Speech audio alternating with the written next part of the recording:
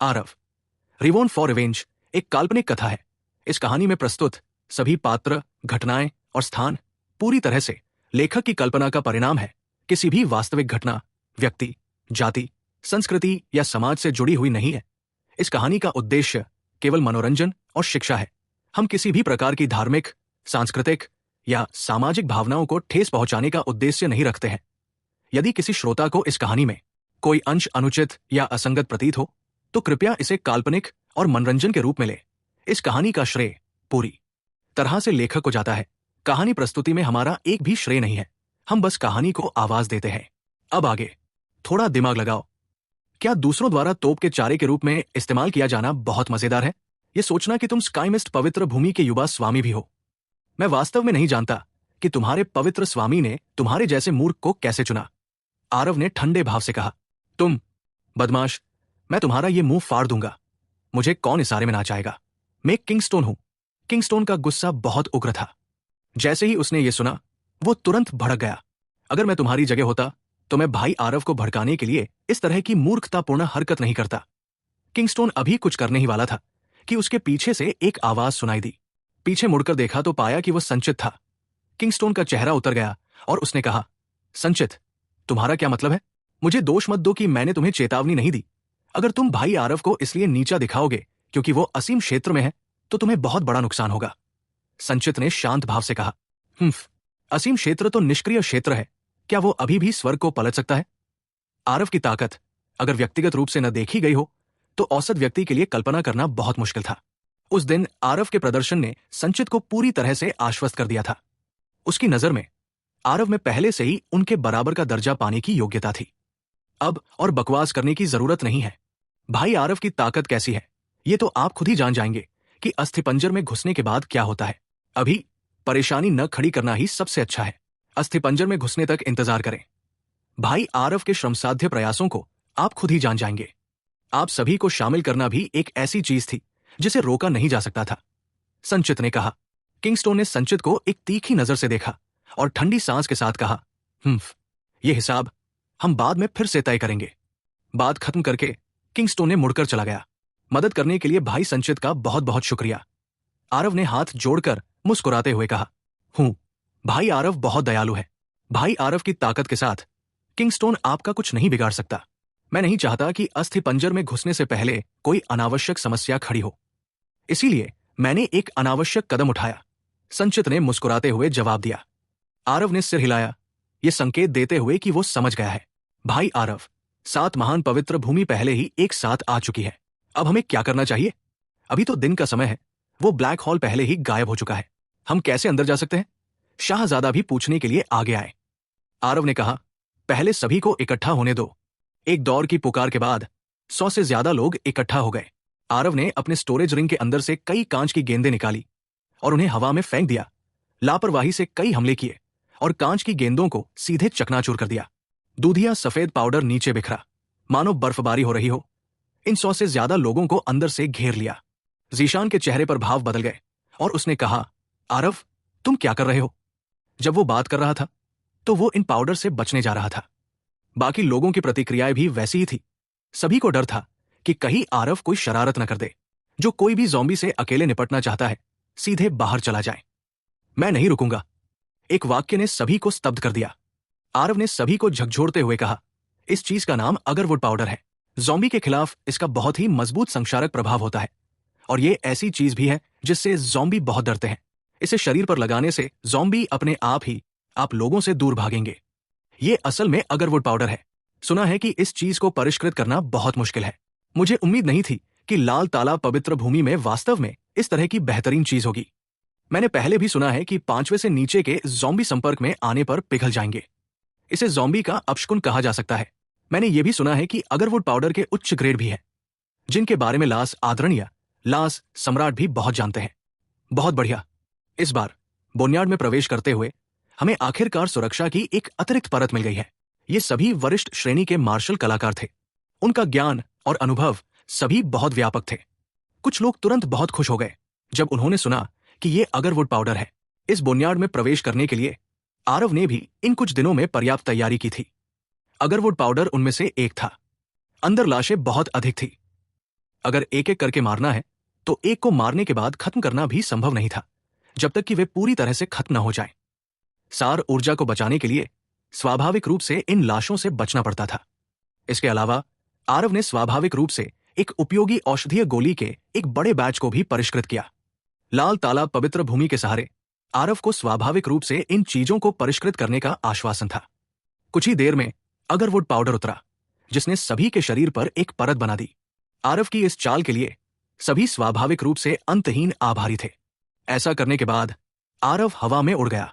समतल भूमि के इस हिस्से को देखते हुए उसकी निगाह में एक चिंतनशील नजर आई।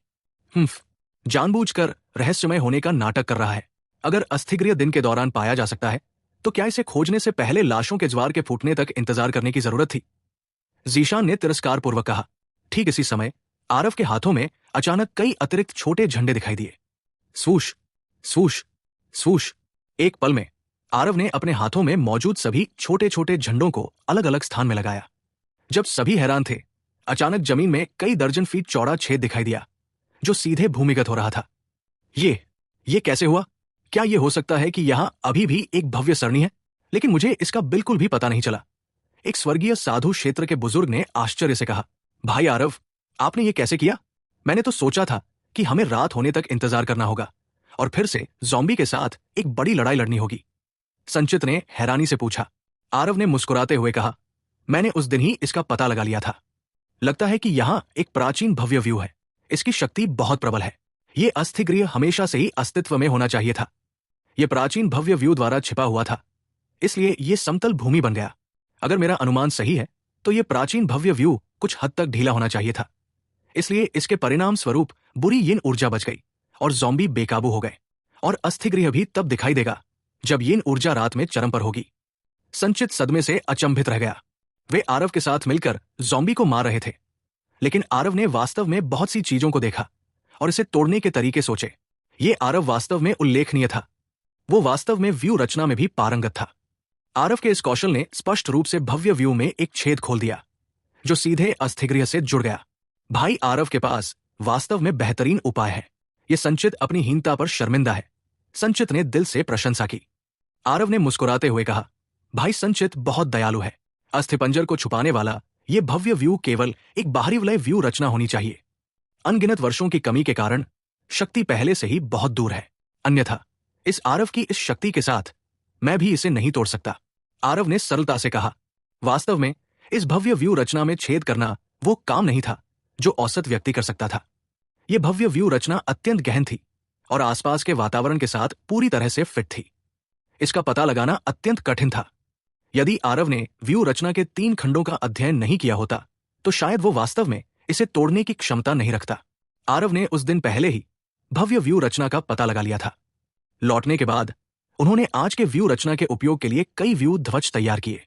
इस मामले में देरी बर्दाश्त नहीं की जा सकती। अभी भी समय है, इसलिए जल्दी से जल्दी अस्थिपंजर यानी कि अस्थि गृह में प्रवेश करें। दिन के समय यांग ऊर्जा बहुत अधिक होती है। भले ही ज़ॉम्बी भूमिगत छिपे हों, लेकिन उनकी ताकत बहुत कमजोर हो जाती है। हमारे लिए घुसपैठ करने का यही सही समय है, आरव ने कहा। स्वाभाविक रूप से सभी को कोई आपत्ति नहीं थी और वे छेद के प्रवेश द्वार से अस्थिपंजर में प्रवेश कर गए। सभी के गायब हो जाने के बाद भगवान जाने कहां से 2 आकृतियां प्रकट हुई और छेद के प्रवेश द्वार पर खड़ी हो गई। दोनों लोगों ने अपने पूरे शरीर पर काले कपड़े पहने हुए थे। उनके चेहरे बिल्कुल भी स्पष्ट रूप से नहीं देखे जा सकते थे। हाँ, इन लोगों को वास्तव में मृत्यु या खतरे का कोई अंदाजा नहीं है, जो वास्तव में अद्वितीय प्राचीन राक्षस सीलिंग ग्रैंड एरे में प्रवेश करने की हिम्मत कर सकते हैं। उनमें से एक ने कहा, उनका अद्वितीय प्राचीन राक्षसी सीलिंग ग्रैंड एरे में प्रवेश करना बहुत अच्छा है, क्योंकि अब उनके पास लॉर्ड राक्षसी देवता को बलिदान के रूप में चढ़ाने के लिए थोड़ा और रक्त है। एक और आधे महीने का समय और हमें ग्रैंड एरे को पूरी तरह से तोड़ने के लिए लाश के ज्वार की शक्ति उधार लेने में सक्षम होना चाहिए। दूसरे व्यक्ति ने कहा, मैंने नहीं सोचा था कि इस पूर्वी सीमा में वास्तव में अभी भी इतना सक्षम व्यक्ति है। वो लाल तालाब पवित्र भूमि लड़का सरल नहीं है। वो लड़का वास्तव में काफी अजीब है, लेकिन कोई बात नहीं, वो जल्द ही मरने वाला है किसी भी तरह से। समूह लंबे गलियारे के साथ साथ गहरे भूमिगत रास्ते पर चल रही थी। गलियारे में यिन हवा की लहरें गूंज रही थी। हड्डियों को चीर देने वाला वो एहसास सभी को ठंड से जमने के कगार पर था। ये जगह भूमिगत शहर जैसी थी। जहां सभी थे वहां से कुछ ही दूरी पर कई ज़ॉम्बी भी इधर उधर बेमतलब घूम रहे थे। पूरा दृश्य अतुलनीय रूप से भयावह लग रहा था। लेकिन ये ज़ॉम्बी इस समूह के लोगों से बहुत भयभीत थे। सभी प्लेग की तरह उनसे दूर भाग रहे थे। ये नरक, कोई आश्चर्य नहीं कि ये इतने बड़े पैमाने पर लाशों की बाढ़ ला सकता है। अगर ये इसी तरह बहती रही तो मुझे लगता है कि मैं ज़ॉम्बी में बदल जाऊंगा। अंधेरे में पता नहीं किसने श्राप दिया था। ये सब युवा स्वामी आरव के अगरवुड पाउडर का शुक्रिया। ये ज़ॉम्बी हमें देखकर ऐसा महसूस कर रहे हैं जैसे उन्होंने भूतों को देखा हो। तुरंत हमसे दूर भाग रहे हैं। अन्यथा कौन जानता है कि भूमिगत होने पर हमें कितनी कड़वी लड़ाइयों का सामना करना पड़ता। पू, तुम भूत हो। तुम्हारे सारे परिवार के लोग भूत हैं। तुम्हें बात करना आता है या नहीं? हालांकि यह तमाशा काफी भयावह था, लेकिन जब इन मार्शल कलाकारों ने देखा कि यह बहुत खतरनाक भी नहीं है तो वे थोड़े शांत हो गए। उन्होंने चुटकुले भी सुनाए। मजाकिया संवादों ने जोरदार ठहाकों की लहर भी पैदा कर दी। युवा स्वामी, इस जगह पर ज़ॉम्बी के अलावा ज़ॉम्बी ही है। हम कहां से शुरू करें? एल्डर कुलदीप ने अचानक अपना मुंह खोला और पूछा। आरव ने कहा, यहां सभी निम्न स्तर के ज़ॉम्बी हैं। स्रोत गहरे क्षेत्रों में होना चाहिए। हमें बस गहराई की ओर चलने की चिंता करनी है। हम निश्चित रूप से कुछ न कुछ खोज पाएंगे। लेकिन इससे पहले हमें एल्डर सिस्टर सलीमा को चरम यिन ऊर्जा को अवशोषित करने देने के लिए पहले एक यिन वायु खो ढूंढनी होगी। एल्डर सिस्टर सलीमा, आप चरम यिन ऊर्जा को समझने के प्रति बहुत संवेदनशील हैं और आपको एक यिन वायु गहन क्षेत्र ढूंढने में सक्षम होना चाहिए, है ना? सलीमा इस समय पूरी तरह से कांप रही थी। वो यहां के उदास और ठंडे वातावरण की आदी नहीं थी। उसकी खूबसूरत यिन टर्मिनल मेरिडियन काया को सबसे ज्यादा मजबूत यांग ऊर्जा वाली जगह पसंद है। वो इस तरह की उदास और ठंडी जगहों के प्रति बहुत संवेदनशील थी। ये ठीक इसी वजह से था कि इस तरह का शरीर अस्थि क्षेत्र इस तरह की चरम यिन की भूमि के संपर्क में आने की हिम्मत नहीं करता था। फिर भी आरव ने बिल्कुल विपरीत तरीके से काम किया। उसने न केवल सलीमा को अंदर लाया, बल्कि वो उसे चरम यिन ऊर्जा को अवशोषित करने के लिए भी मजबूर करना चाहता था। यह सुनकर सलीमा ने अपना सिर हिलाया। एक मार्ग की ओर इशारा करते हुए उसने कहा, उस दिशा में और 10 मील चलते रहो। वहां एक यिन हवा का अड्डा हो सकता है। ठीक है, तो हम उस दिशा में चलेंगे, आरव ने कहा। है, इस बड़ी बहन के शरीर पर ठंडी हवा इतनी भारी है। आप वास्तव में इसका इलाज करने के लिए अभी भी अत्यधिक यिन ऊर्जा का उपयोग कर रहे हैं। आरव, क्या आप उसकी मदद कर रहे हैं या उसे नुकसान पहुंचा रहे हैं? ये बड़ी बहन हमारी क्लाउड वॉच टावर पवित्र भूमि में एक उच्च रैंक की कीमिया आदरणीय पावर हाउस है। वो निश्चित रूप से इस बदमाश की तुलना में बहुत मजबूत है। जब तक बड़ी बहन तैयार है, छोटा भाई उसे कार्रवाई करने और बड़ी बहन के इलाज में मदद करने के लिए आमंत्रित करने के लिए तैयार है, जीशान ने कहा, जो अचानक सलीमा के करीब चला गया। जीशान को नहीं पता था कि सलीमा को क्या बीमारी है और वो सलीमा की ब्लैक विडो की उपाधि से भी अनभिज्ञ था। लेकिन सलीमा के रूप और आकर्षण ने उसे मंत्रमुग्ध कर दिया। भले ही सलीमा की उम्र थोड़ी अधिक थी, लेकिन वो सिर से पैर तक एक परिपक्व महिला की तरह आकर्षक थी। जीशान की तो बात ही छोड़िए, वो एक युवा बालक था जो जोश और स्फूर्ति से भरा हुआ था। यहां तक कि वे स्वर्गीय साधु क्षेत्र के बुजुर्ग भी अपनी लालची आंखों को छिपाने में असमर्थ थे। इस कब्रिस्तान में सलीमा का शरीर अतुलनीय रूप से कमजोर था। वो अभी भी सामान्य रूप से कैसे आकर्षक हो सकती थी? लेकिन उसकी वर्तमान स्थिति पुरुषों की रक्षा करने की इच्छा को और भी अधिक उत्तेजित कर सकती थी।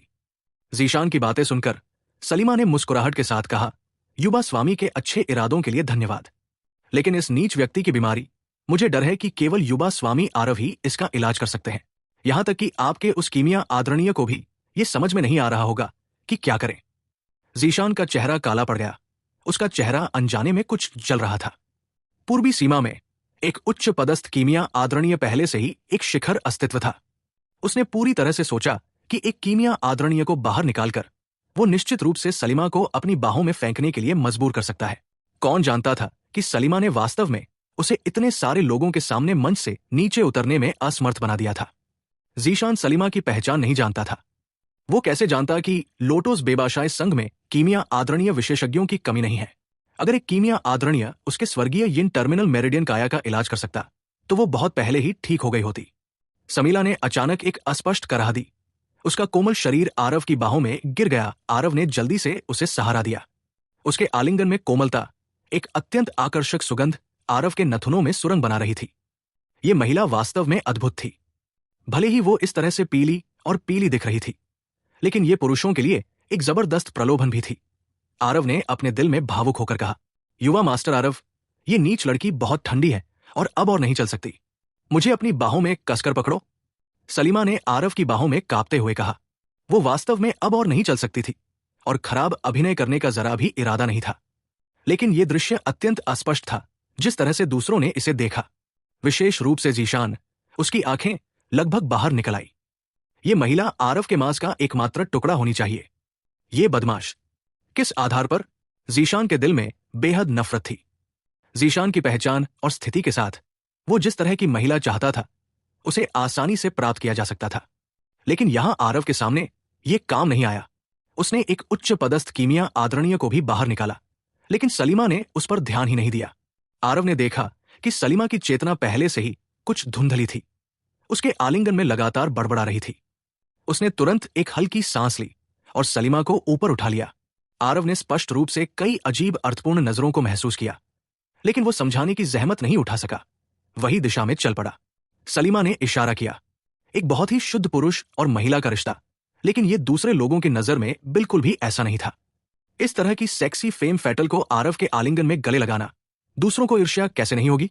कुछ मील चलने के बाद अधिकांश लोग अब और गहराई में जाने में सक्षम नहीं थे।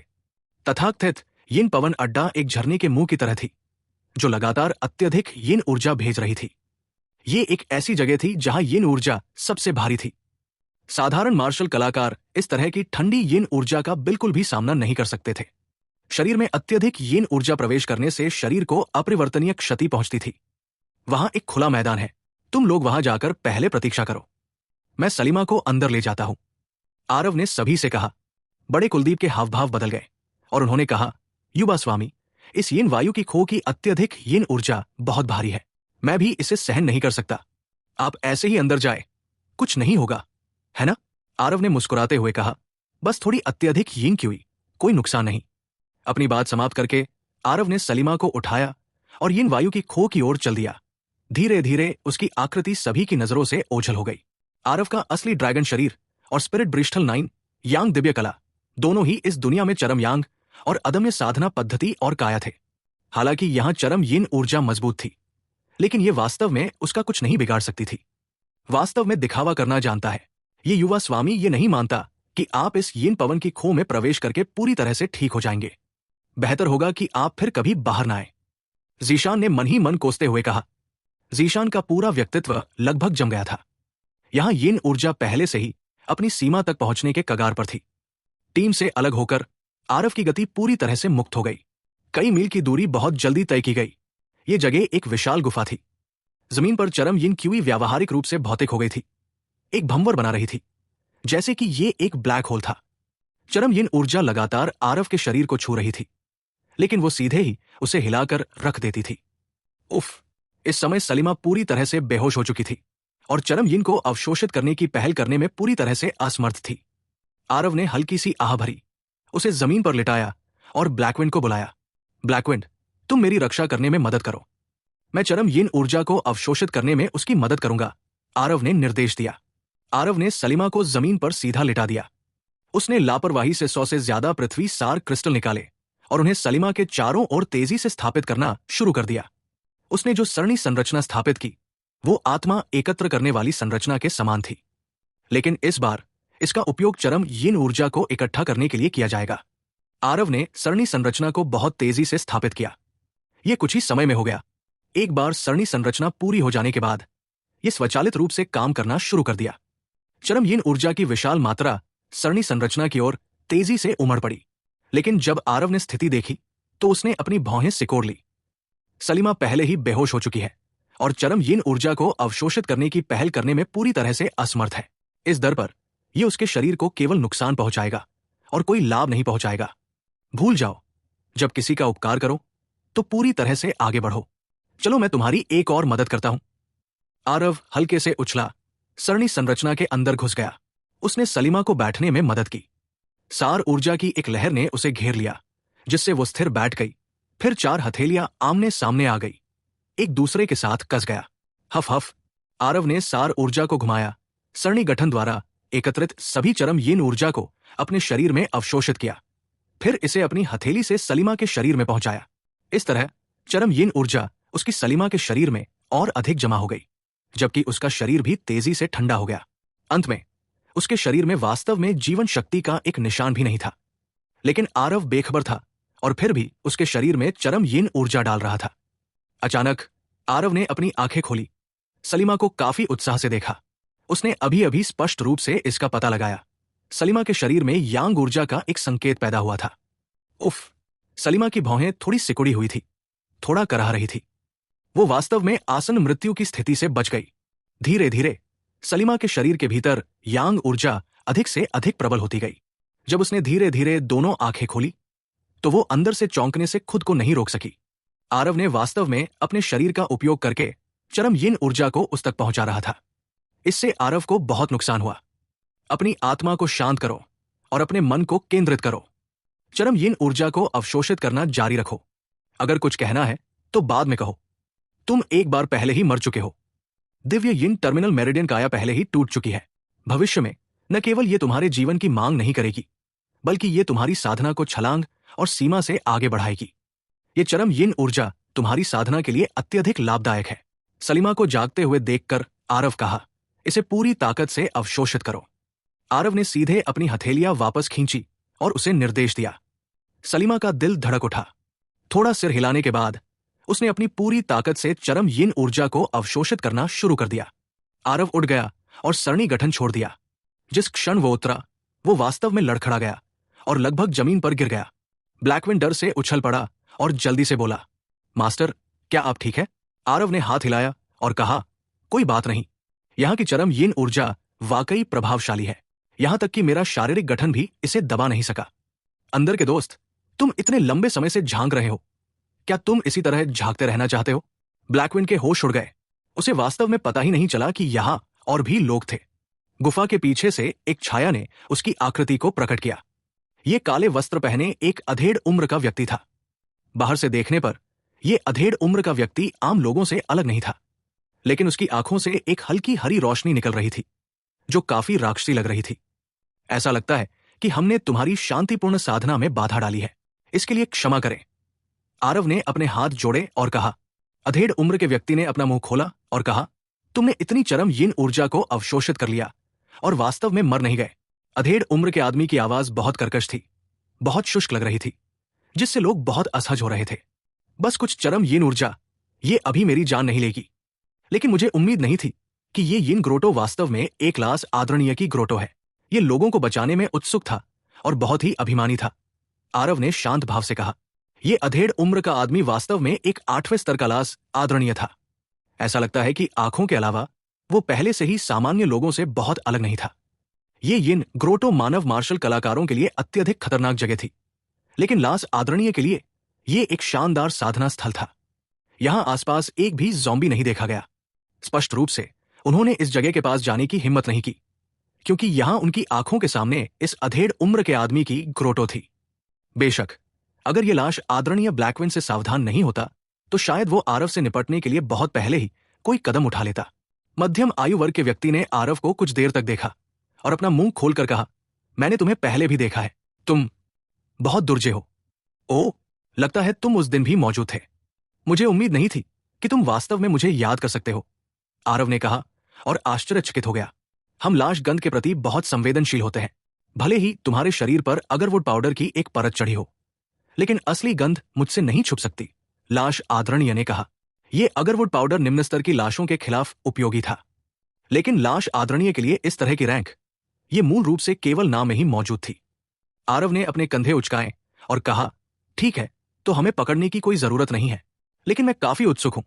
आप में से कुछ लोग बहुत लंबे समय से यहां हैं और आपने कभी भी मानव मार्शल कलाकारों के मामलों में हस्तक्षेप नहीं किया है, लेकिन आपको इस बार मनुष्यों पर हमला करने के लिए उन निम्न स्तर के ज़ॉम्बी को नियंत्रित करने की क्या जरूरत थी?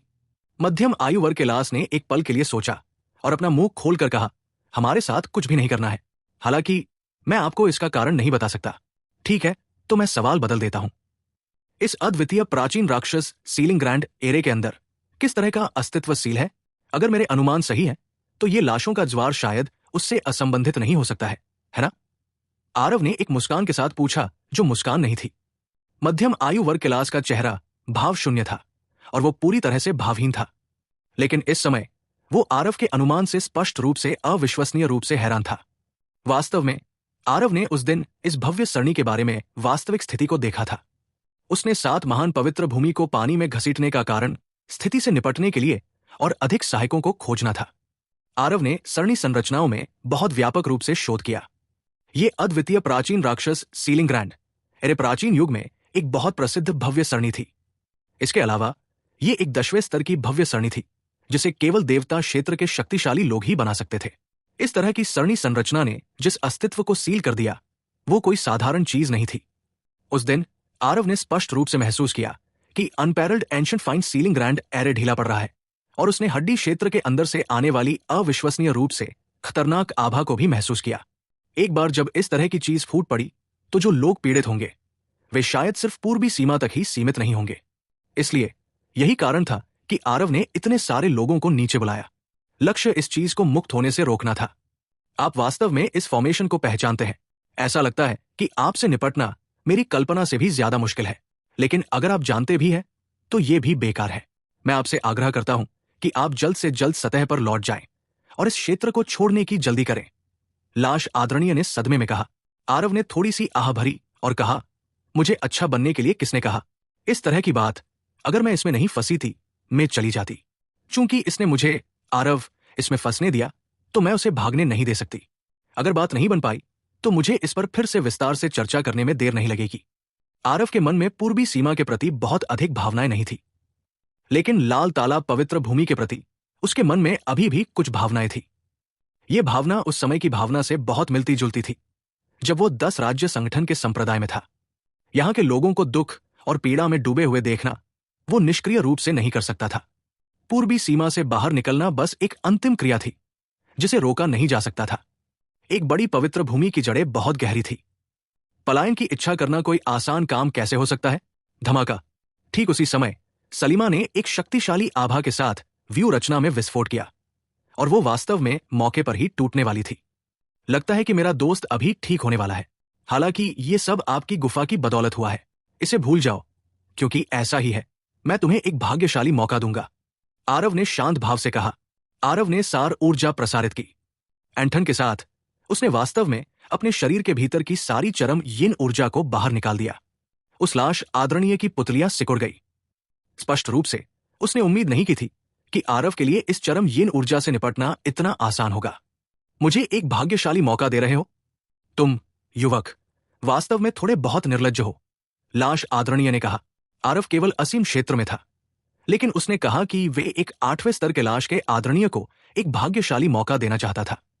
यह सुनने में कुछ हद तक हास्यास्पद लग रहा था, चाहे कोई इसे कैसे भी सुने। आरव ने बस मुस्कुराया और वास्तव में फिर से बड़ी संख्या में पृथ्वी सार क्रिस्टल निकाले और पहले से सरणी गठन को मजबूत करना शुरू कर दिया। थोड़ी देर में इस गुफा के अंदर पहले से ही सरणी गठन द्वारा पूरी तरह से कवर किया गया था।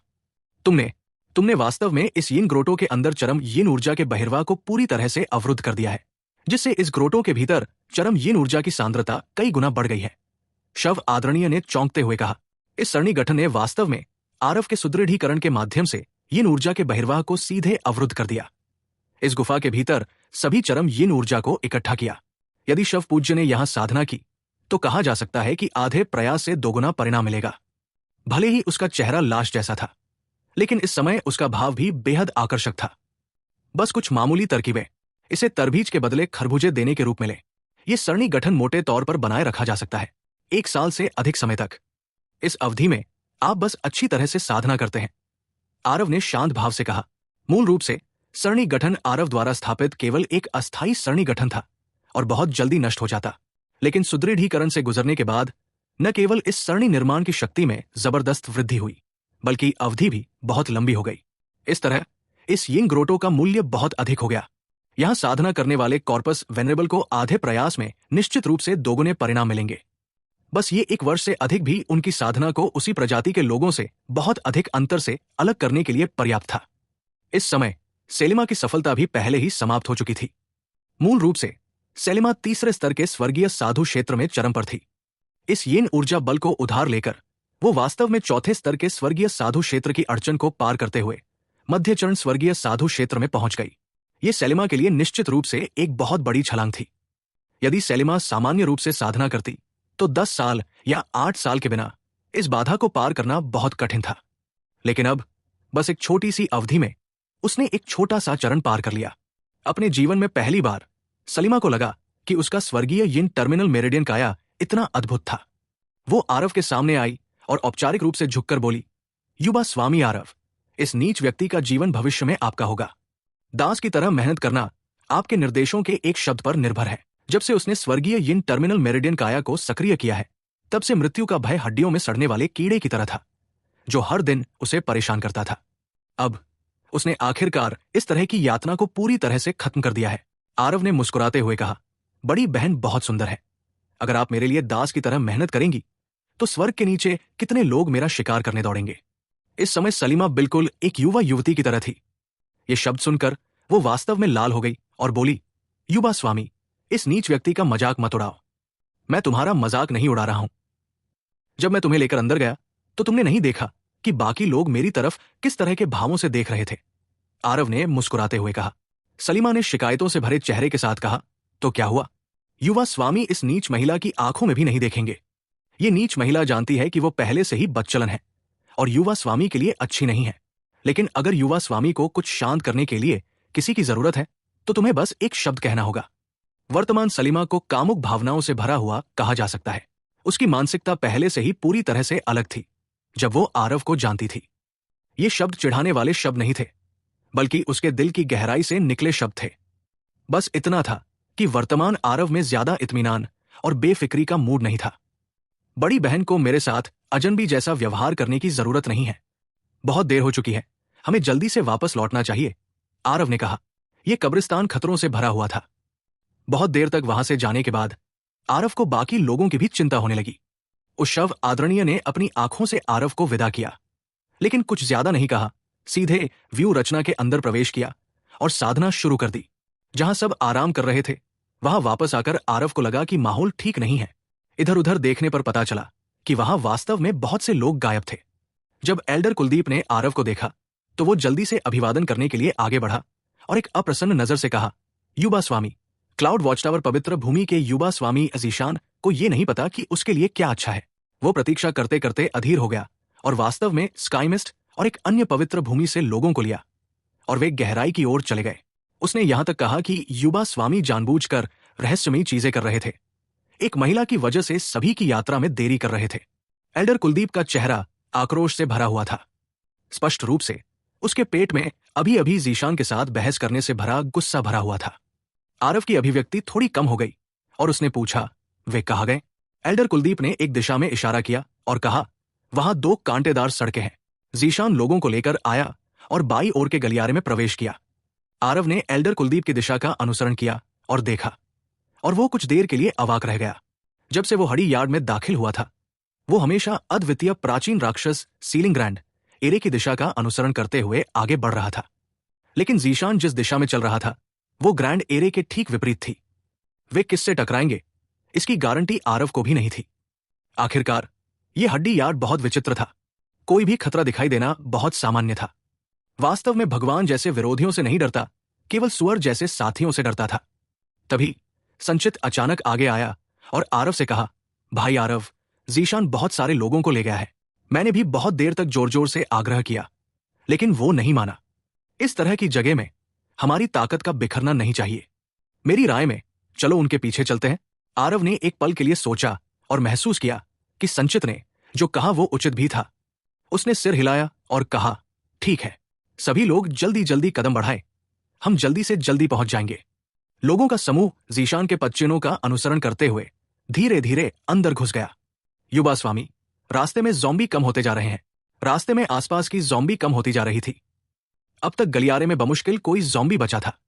आरव ने भी इस तरह की अजीब स्थिति को पहचाना और गंभीरता से कहा, लगता है कि आगे कोई शक्तिशाली अस्तित्व होना चाहिए। ये ज़ॉम्बी भी काफी सतर्क है, अन्यथा इन ज़ॉम्बी की संख्या कम और कम होना संभव नहीं है। संचित के चेहरे पर भाव बदल गए और उन्होंने कहा, क्या इसका मतलब ये नहीं है कि जीशान वे सभी कभी भी खतरे में पड़ सकते हैं? आरव ने सिर हिलाया, लेकिन ज्यादा कुछ नहीं कहा। अब जब बात यहां तक पहुंच गई है तो और शिकायतें भी स्थिति को ठीक करने में कोई मदद नहीं कर सकती थी। उसने सबको अपनी गति तेज करने का निर्देश दिया और गहराई की ओर भागता रहा। कुछ ही समय में सभी ने पाया कि आसपास का क्षेत्र पूरी तरह से लाशों से खाली हो चुका था। पूरा गलियारा खाली और सुनसान था, बिल्कुल सन्नाटा, जिससे लोग असहज महसूस कर रहे थे। जैसे ही वे चल रहे थे, अचानक कोई चिल्लाया, जल्दी से देखो, लगता है कि वहां लोग हैं। सामने वास्तव में एक व्यक्ति जमीन पर गिरा हुआ था। सभी उसे देखने के लिए पास गए। उस व्यक्ति ने ठीक स्काईमिस्ट पवित्र भूमि की पोशाक पहन रखी थी। ये एक स्वर्ग आरोहण क्षेत्र मार्शल कलाकार था। आरव को अभी भी इस व्यक्ति का कुछ आभास था, लेकिन वह इस समय पहले से ही एक मृत व्यक्ति था। आरव थोड़ा जांच करने के लिए आगे बढ़ा। यह व्यक्ति पहले से ही मृत से भी अधिक मृत था। उसके पूरे शरीर पर चोटें थीं। उसकी मृत्यु की स्थिति बहुत दयनीय थी। लगभग किसी ने ब्लेड की बौछार से उसके टुकड़े कर दिए थे। उसके शरीर पर अब कोई भी दाग नहीं बचा था। स्थिति को देखकर उसके चेहरे पर भाव बदल गए और उसने कहा, क्या ऐसा हो सकता है कि यहां अभी भी भूमिगत कुछ और लोग हैं? उसके शरीर पर लगे घावों को देखकर लगता है कि ये ब्लेड और तलवारों के कारण हुए होंगे। उन ज़ॉम्बी को ब्लेड और तलवार चलाना नहीं आना चाहिए, लेकिन ये चोटें। रास्ते में उन्हें बहुत सी लाशें मिली। वे सभी ब्लेड के हमलों से टुकड़े टुकड़े हो गए थे और फिर मर गए। ये निश्चित रूप से लोगों द्वारा किया गया था, ज़ॉम्बी द्वारा नहीं। इसमें कोई संदेह नहीं कि ज़ीशान के लोगों का समूह खतरे में है। सब लोग सावधान रहें, आरव ने निर्देश दिया। ज़ीशान 3 पवित्र भूमि के मार्शल कलाकारों को लेकर गया है। उनकी ताकत कमजोर नहीं थी, लेकिन फिर भी बहुत से लोग मारे गए। जाहिर है जिस खतरे में वे फंस गए थे वो भी साधारण नहीं था। यह सुनकर सभी ने इसे अनदेखा करने की हिम्मत नहीं की और चौकस हो गए और कड़ी निगरानी रखी। भाई आरव, लगता है आगे लोग लड़ रहे हैं। क्या वे सभी ज़ीशान और बाकी सब हो सकते हैं? संचित ने अचानक कहा। आरव ने आगे भी लड़ाई की आवाजें सुनी। सिर हिलाते हुए उसने कहा, बहुत संभव है, चलो जल्दी से चलते हैं। लोगों के समूह ने अपने कदम तेज किए और लड़ाई की आवाजों का अनुसरण करते हुए आगे बढ़ गए। बहुत दूर न जाकर उन्होंने वास्तव में ज़ीशान के प्रोफाइल देखे। वे वर्तमान में एक कठिन युद्ध में डूबे हुए थे और वे जिससे लड़ रहे थे वो वास्तव में कंकाल सैनिकों का एक बड़ा समूह था। कंकाल सैनिक सभी अपने हाथों में उत्पादन शैली की लंबी कृपाण पकड़े हुए थे और वास्तव में एक सेना की तरह थे। इन कंकाल सैनिकों की ताकत बहुत भयानक थी। उनमें से कुछ में 8वें स्तर की ताकत की कोई कमी नहीं थी। इसके अलावा उनकी संख्या बहुत बड़ी थी और उन्होंने इस समय ज़ीशान को घेर लिया था। इन तीनों पवित्र भूमियों का नुकसान दुखद था। अगर वे सभी समय पर नहीं पहुंचते तो वे शायद पूरी तरह से खत्म हो जाते। आगे बढ़ो। आरव ने जरा भी संकोच नहीं किया, तुरंत आदेश जारी किया। दर्जनों मार्शल कलाकार आगे बढ़े और उन कंकाल सैनिकों के साथ युद्ध में उलझ गए। इस समय ज़ीशान खून से लथपथ था। उसके शरीर पर अभी भी कई ब्लेड लगे हुए थे। भले ही उसके हाथ में एक निम्न श्रेणी की पवित्र कलाकृति थी, लेकिन इन कंकालों की रक्षा वास्तव में बहुत ही दुर्जेय थी। हालांकि उसने काफी कंकालों को मार डाला था, फिर भी उसके चारों ओर और भी कंकाल थे। उसने तब तक हत्या की जब तक उसके हाथ कमजोर नहीं हो गए। क्या ऐसा हो सकता है? मैं यहां मरने जा रहा हूं। अगर मुझे पहले पता होता तो मैं खुद से काम नहीं करता। अगर मैं आरव का अनुसरण करता तो शायद इस तरह की स्थिति नहीं होती, है ना? ज़ीशान ने पहले ही अपने दिल में सारी उम्मीद खो दी थी। वो इस समय अपने दिल में अविश्वसनीय रूप से पश्चाताप कर रहा था। हालांकि इसे स्वीकार करने के लिए तैयार नहीं था, लेकिन सभी पहलुओं में आरव की क्षमता उससे कहीं ज्यादा मजबूत थी। इस समूह के लोगों का नेता निस्संदेह आरव था, जो सबसे उपयुक्त था। लेकिन जब उसने देखा कि आरव हर जगह सुर्खियों में है तो वो अपने दिल में अच्छा महसूस नहीं कर सका, चाहे कुछ भी हो। इसलिए उसने अन्य 2 पवित्र भूमियों को, मुख्य बल को एक साथ छोड़ने के लिए उकसाया। उसने ये नहीं सोचा था कि आगे जितना वे चलते जाएंगे लाशें उतनी ही कम होती जाएंगे। अंत में इस तरह के कई कंकाल सैनिक वास्तव में एक साथ बाहर निकल आए। उन्हें सभी दिशाओं में घेर लिया। वे भागना चाहते हुए भी बच नहीं सकते थे। हालांकि वो आरव के सामने झुकने के लिए बहुत अनिच्छुक था। अपने जीवन के अंतिम क्षण में उसने वास्तव में माना कि आरव इस तरह की स्थिति से निपटने में सबसे सक्षम है। बूम! ज़ीशान के सामने एक कंकाल सैनिक वास्तव में सीधे धूल में मिल गया। धमाका, धमाका, धमाका। बहुत जल्द उसके चारों ओर के कंकाल सैनिक एक एक करके गिर गए। ज़ीशान की मूल रूप से मृत और राख भूरे रंग की आंखों में फिर से चमक आ गई। एक अवतरित देवता जैसी आकृति ने उसे फिर से आशा दिखाई। लेकिन जब उसने उस आकृति को स्पष्ट रूप से देखा तो वो हैरान होने से खुद को रोक नहीं सका। आरव, वो वास्तव में मुझे बचाने आया था। इस समय ज़ीशान को अविश्वसनीय विडंबना महसूस हुई। उसने आरव के लिए सभी पहलुओं में मुश्किलें खड़ी की और यहां तक कि पवित्र भूमि के अन्य 3 मार्शल कलाकारों के साथ भाग आया। लेकिन अंतिम मोड़ पर जिसने उसे बचाया वो आरव था। आरव ने उस पर ध्यान नहीं दिया और तुरंत अन्य क्षेत्रों में भाग गया। इस वार के आदान प्रदान के साथ आरव की अभिव्यक्ति भी थोड़ी बदल गई। इन कंकालों ने बिल्कुल भी बचाव नहीं किया। वे केवल अंधाधुंध तरीके से आक्रामक थे। उनके कंकालों की ताकत वास्तव में उच्च श्रेणी की गहन कलाकृतियों से भी अधिक कठोर थी।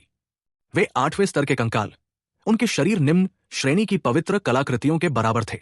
साधारण ब्लेड और तलवारों के लिए उन्हें नुकसान पहुंचाना मुश्किल था। निम्न श्रेणी की पवित्र कलाकृतियां नवी श्रेणी की पवित्र भूमियों के लिए बहुत दुर्लभ थी। इन मार्शल कलाकारों में से केवल 7 पवित्र भूमियों के युवा स्वामी और कुछ संख्या में स्वर्गीय साधु क्षेत्र के बुजुर्गों के पास निम्न श्रेणी की पवित्र कलाकृतियां थी। वे कंकालों को कोई ठोस नुकसान नहीं पहुंचा सकते थे। जीशान के लोगों के समूह की ताकत कमजोर नहीं थी।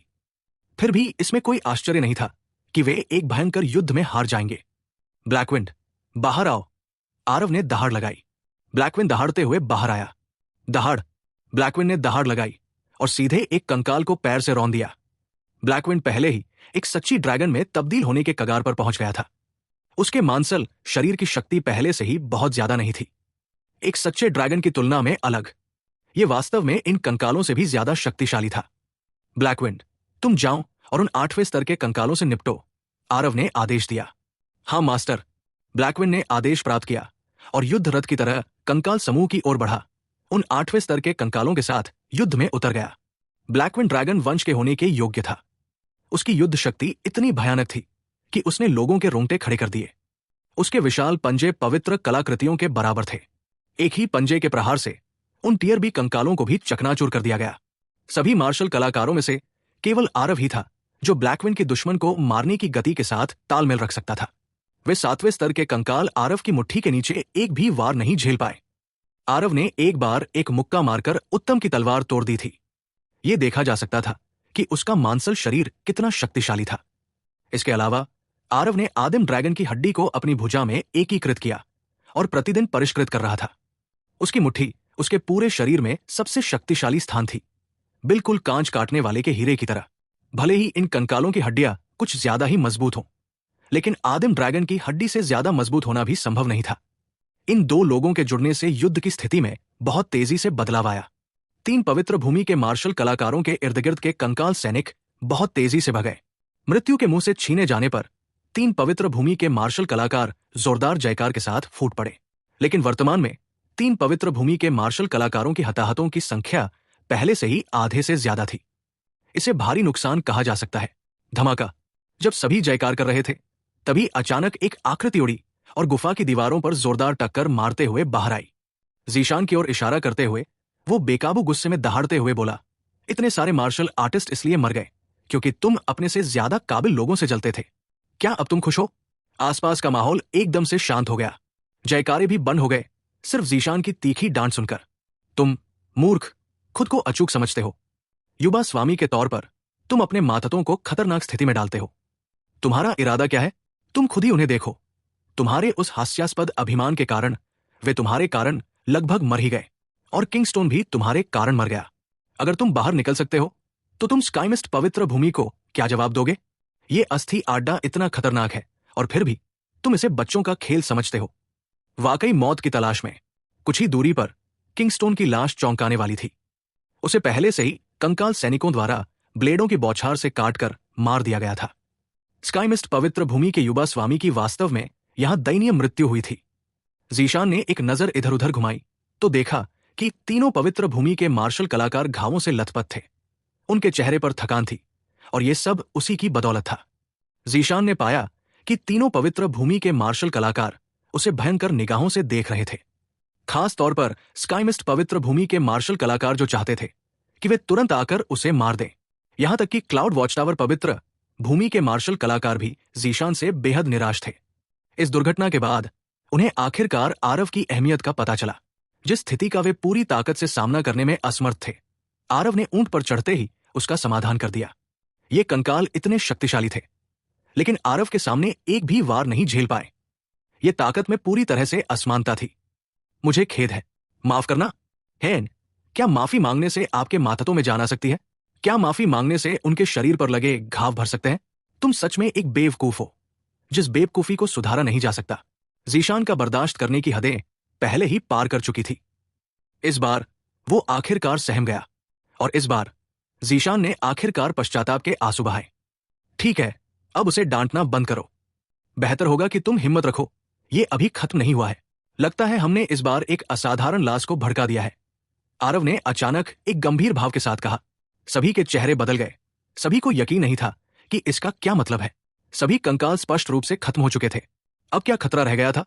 सभी ने आरव की ओर देखा, लेकिन पाया कि आरव अभी गलियारे के प्रवेश द्वार की ओर देख रहा था। जिस क्षण सभी ने देखा, वे अंदर से बहुत चिंतित हुए बिना नहीं रह सके। एक और कंकाल तो भगवान जाने कब से वहां था। बस एक। उस कंकाल ने एक शब्द भी नहीं कहा था। वो चुपचाप गुफा के द्वार पर बैठा रहा। अपने हाथ के नीचे वो एक लंबी कृपान को दबा रहा था। मास्टर, आपको सावधान रहने की जरूरत है। उसकी ताकत अथाह है। ब्लैकविंड शायद उसका मुकाबला नहीं कर सकता। ब्लैकविंड अचानक बोला। ब्लैकविंड के शब्दों ने सभी को चौंका दिया। वो एक 8वें स्तर की ड्रैगन थी, लेकिन उसने वास्तव में खुद को स्वीकार किया कि वो इस कंकाल का मुकाबला नहीं कर सकता। तो क्या इस कंकाल की ताकत को 9वें स्तर तक नहीं पहुंचना चाहिए? आरव ने अपना सिर थोड़ा हिलाया और सभी से कहा, सब लोग इस गुफा से बाहर निकल जाओ। जल्दी करो। आरव के चेहरे के भाव बदल गए और उसने कहा, भाई आरव, आराम करो, मैं तुम सबको पकड़ लूंगा। आरव ने शांत भाव से कहा। संचित की नजर में एक जटिल भाव दिखाई दी और उसने कहा, ध्यान रखना भाई आरव। चलो। दर्जनों मार्शल कलाकार संचित की अगुवाई में बहुत तेजी से इस गुफा से बाहर निकल आए। खाली गुफा में सिर्फ आरव, ब्लैकविंड और बाई ओर वो कंकाल था। तुम पर स्पेस टेल की आभा है। उस कंकाल का मुंह खड़खड़ाया और उसने बात करने के लिए अपना मुंह खोला। जिस क्षण उसने बात करना शुरू किया, उसने आरव को चौंका दिया। स्पेस टेल को उसने अपने शरीर में समाहित कर लिया था। आम लोग इसे बिल्कुल भी नहीं पहचान सकते थे, लेकिन इस कंकाल ने वास्तव में एक ही टिप्पणी से सच्चाई को उजागर कर दिया। ऐसा लगता है कि इस कंकाल ने पूरे समय कोई हरकत नहीं की, शायद स्पेस स्टेल की वजह से। अन्यथा अगर उसने कृपाण नीचे की ओर घुमाई तो सबसे अधिक संभावना है कि कोई भी इसका सामना नहीं कर सकता था। यह वरिष्ठ स्पेस टेल को पहचानता है? आरव ने इनकार नहीं किया, बल्कि इसके बजाय एक सवाल के साथ जवाब दिया। बेशक, मैं पहचानता हूं। स्पेस स्टेल का भूतपूर्व मालिक मानव जाति के नेताओं में से एक था। कंकाल ने धीरे से कहा, भूतपूर्व मालिक? क्या वरिष्ठ सीनियर हरीश के बारे में बात कर रहे हैं? आरव ने उत्सुकता से कहा, लेकिन कंकाल ने अपना सिर हिलाया और कहा, हरीश? ऐसा लगता है कि विशाल स्वर्ग स्टेल के मालिकों की कई पीढ़ियां पहले ही बदल चुकी है। मुझे भी नहीं पता कि मैं यहां कब से सोया हूं, लेकिन जब से तुमने स्पेस स्टेल प्राप्त किया है, ऐसा लगता है कि दिव्य क्षेत्र की महान आपदा का समय फिर से आ गया है। आरव की अभिव्यक्ति आशंकित हो गई। ऐसा लगता है कि इस कंकाल की मृत्यु से पहले का युग उसकी कल्पना से भी कहीं अधिक पीछे था। इसके अलावा कंकाल के शब्दों का अर्थ सुनकर ऐसा लगा कि स्पेस स्टेल के अस्तित्व में आने के बाद यह सब अशुभ पूर्वाभास था। हरीश के अनुभवों को याद करते हुए, जिनका उल्लेख राबेश ने पहले किया था, ऐसा लगा कि यह वास्तव में ऐसा ही था। जो भी स्वर्गीय राक्षस देवता प्रकट होता है, उसे सुनने पर ऐसा लगता है कि वो बहुत शक्तिशाली अस्तित्व है। यदि हरीश न होता तो संभवतः दिव्य क्षेत्र की स्थिति अभी ऐसी नहीं होती। अब जबकि 50,000 वर्ष बीत चुके हैं, क्या ये फिर से संसार का एक और दौर हो सकता है? लेकिन राबेश डी ने 50,000 वर्ष पहले हुए उस विनाशकारी महायुद्ध के बारे में विस्तार से नहीं बताया और न ही अधिक बातें बताई। विशिष्ट परिस्थितियों के बारे में आरव को भी नहीं पता था, सिवाय इसके कि दिव्य क्षेत्र में वर्तमान में अंतर्धाराएं बह रही थी। क्या ये उस महाविपत्ति से संबंधित हो सकता है जिसके बारे में कंकाल ने बात की थी? वरिष्ठ, दिव्य क्षेत्र में किस तरह की बड़ी आपदा आएगी? क्या यह संभव है कि ये इस अद्वितीय प्राचीन राक्षस सीलिंग ग्रैंड एरे से कुछ हद तक संबंधित है? जूनियर के अनुसार ये अद्वितीय प्राचीन राक्षस सीलिंग ग्रैंड एरे भी प्राचीन युग में एक अत्यंत दुर्जेय सरणी संरचना थी। आखिर ये अस्थिगृह किस तरह के अस्तित्व को दबा रहा है? आरव संदेह से भर गया। चूंकि तुम इस अद्वितीय प्राचीन राक्षस को पहचानते हो, फिर भी इतने सारे लोगों को अंदर क्यों लाए? अभी तो भव्य सरणी ढीली हो चुकी है। इतना सारा रक्त प्राप्त करने के बाद वो चीज सील तोड़ने में तेजी लाएगी, कंकाल ने कहा। आरव ने जब ये सुना तो उसके हाव भाव बदल गए। उसने इस समय में हुई घटनाओं का संक्षिप्त वर्णन किया। यह सुनकर कंकाल चुप हो गया। उसने कुछ देर बाद ही अपना मुंह खोला और कहा, तुमने मुसीबतें ला दी। बस तुम्हारी ताकत बहुत कम है। अंदर आने से भी कोई फर्क नहीं पड़ता। अभी अगर स्पेस टेल को महसूस न किया होता तो तुम सब पहले ही मर चुके होते। कंकाल के शब्द बहुत शांत थे, मानो किसी ऐसी बात के बारे में बात कर रहे हो जिसका जिक्र करने लायक ही न हो। 8वें स्तर के इस महान चक्र को ब्लैकविंड ने बिल्कुल भी नहीं सोचा। आरव को इस कंकाल की बातों पर जरा भी संदेह नहीं हुआ। यह व्यक्ति निश्चित रूप से अपने जीवन काल में एक अद्वितीय शक्ति था। भले ही अब उसके पास सिर्फ कंकाल बचा हो, लेकिन उसने जो एहसास दिया वो भी अविश्वसनीय रूप से खतरनाक था। सिवाय इसके कि कंकाल द्वारा नीची नजर से देखे जाने के कारण आरव भी असहाय था। हालांकि आरव पहले से ही अपनी ताकत बढ़ाने के लिए हर संभव कोशिश कर रहा था, फिर भी ये काफी नहीं था। इस तरह के प्राचीन श्रेणी के शक्तिशाली व्यक्ति का सामना करते हुए भले ही अनगिनत दसियों हजार साल बीत गए हों, वो उसका मुकाबला नहीं कर सकता था। उन्हें ले जाओ, ये राक्षस बहुत जल्द अस्तित्व में आने वाला है, तुम सब उसे नहीं रोक सकते। वे सभी देवता क्षेत्र के शक्तिशाली व्यक्ति क्या कर रहे हैं जो वास्तव में तुम लोगों, इन बच्चों को मरने दे रहे हैं? कंकाल ने दुखी होकर कहा। यह सुनकर आरव फिर से अवाक रह गया और आह भरते हुए बोला, वरिष्ठ, दिव्य क्षेत्र का दिव्य दांव पहले ही 1,00,000 से ज्यादा सालों से शून्य हो चुका है। तब से अब दिव्य क्षेत्र के कोई शक्तिशाली व्यक्ति नहीं है। क्या दिव्य दांव शून्य हो गया? यह समाचार सुनकर कंकाल ने आखिरकार अपना संयम खो दिया। बहुत समय बाद ही कंकाल ने आह भरी और कहा, मैं अब केवल एक बची हुई आत्मा हूं, स्वर्गीय दांव को महसूस करने में पूरी तरह से असमर्थ हूं। क्या यह हो सकता है कि दिव्य क्षेत्र घटते हुए नियमों के युग में प्रवेश कर गया है? भूल जाओ, मैं पहले से ही भगवान जाने कितने वर्षों से मर चुका हूं और मेरी मृत्यु के बाद भी मैं मामलों की परवाह नहीं कर सकता। मैं केवल थोड़ी सी शक्ति दे सकता हूं। आरव अपने दिल में थोड़ा चौंक गया। इस कंकाल के शब्दों के बीच ये सब उस राक्षस की शक्ति को प्रकट करता था जिसे ये स्थान दबा रहा था। एक बार जब ऐसा अस्तित्व टूट गया तो कौन जानता था कि दिव्य क्षेत्र को किस तरह की तबाही झेलनी पड़ेगी। वरिष्ठ, क्या कोई और रास्ता नहीं है? आरव ने बिना किसी शर्त के कहा। उस समय जिसने इस अद्वितीय प्राचीन राक्षस सीलिंग ग्रैंड एरे के साथ उस राक्षस देवता को सील किया था, वो स्पेस स्टेल का मालिक था। वो मानव जाति के नेताओं में से एक था। फिर भी वो इस तथाकथित सुघसीत राक्षस देवता को मारने में असमर्थ था। इसलिए आप उसकी शक्ति की कल्पना कर सकते हैं। भले ही आपने स्पेस स्टेल हासिल कर लिया हो, लेकिन आपकी ताकत बहुत कमजोर है और राक्षस देवता से निपटने की क्षमता बिल्कुल भी नहीं है। इसके अलावा आपने कहा कि कोई जानबूझकर फॉर्मेशन को कमजोर कर रहा है। सबसे अधिक संभावना है वो जल्द ही बाहर निकलने में सक्षम होगा, कंकाल ने कहा। कंकाल ने जिस स्पेस स्टेल के मालिक के बारे में बात की थी, वो कितना शक्तिशाली था, आरव के पास कल्पना करने का कोई तरीका नहीं था। लेकिन वो निश्चित था कि उस समय मानव जाति के नेता के रूप में स्पेस स्टेल के मालिक की ताकत निश्चित रूप से चरम तक दुर्जेय थी। यहां तक कि उसके पास फिनगॉड को मारने का कोई तरीका नहीं था। यह देखा जा सकता था कि यह कितना शक्तिशाली है था। आरव ने एक पल के लिए सोचा और कहा, सीनियर ने जो कहा उसके अनुसार यह राक्षस पहले से ही कई हजार सालों से बंद है।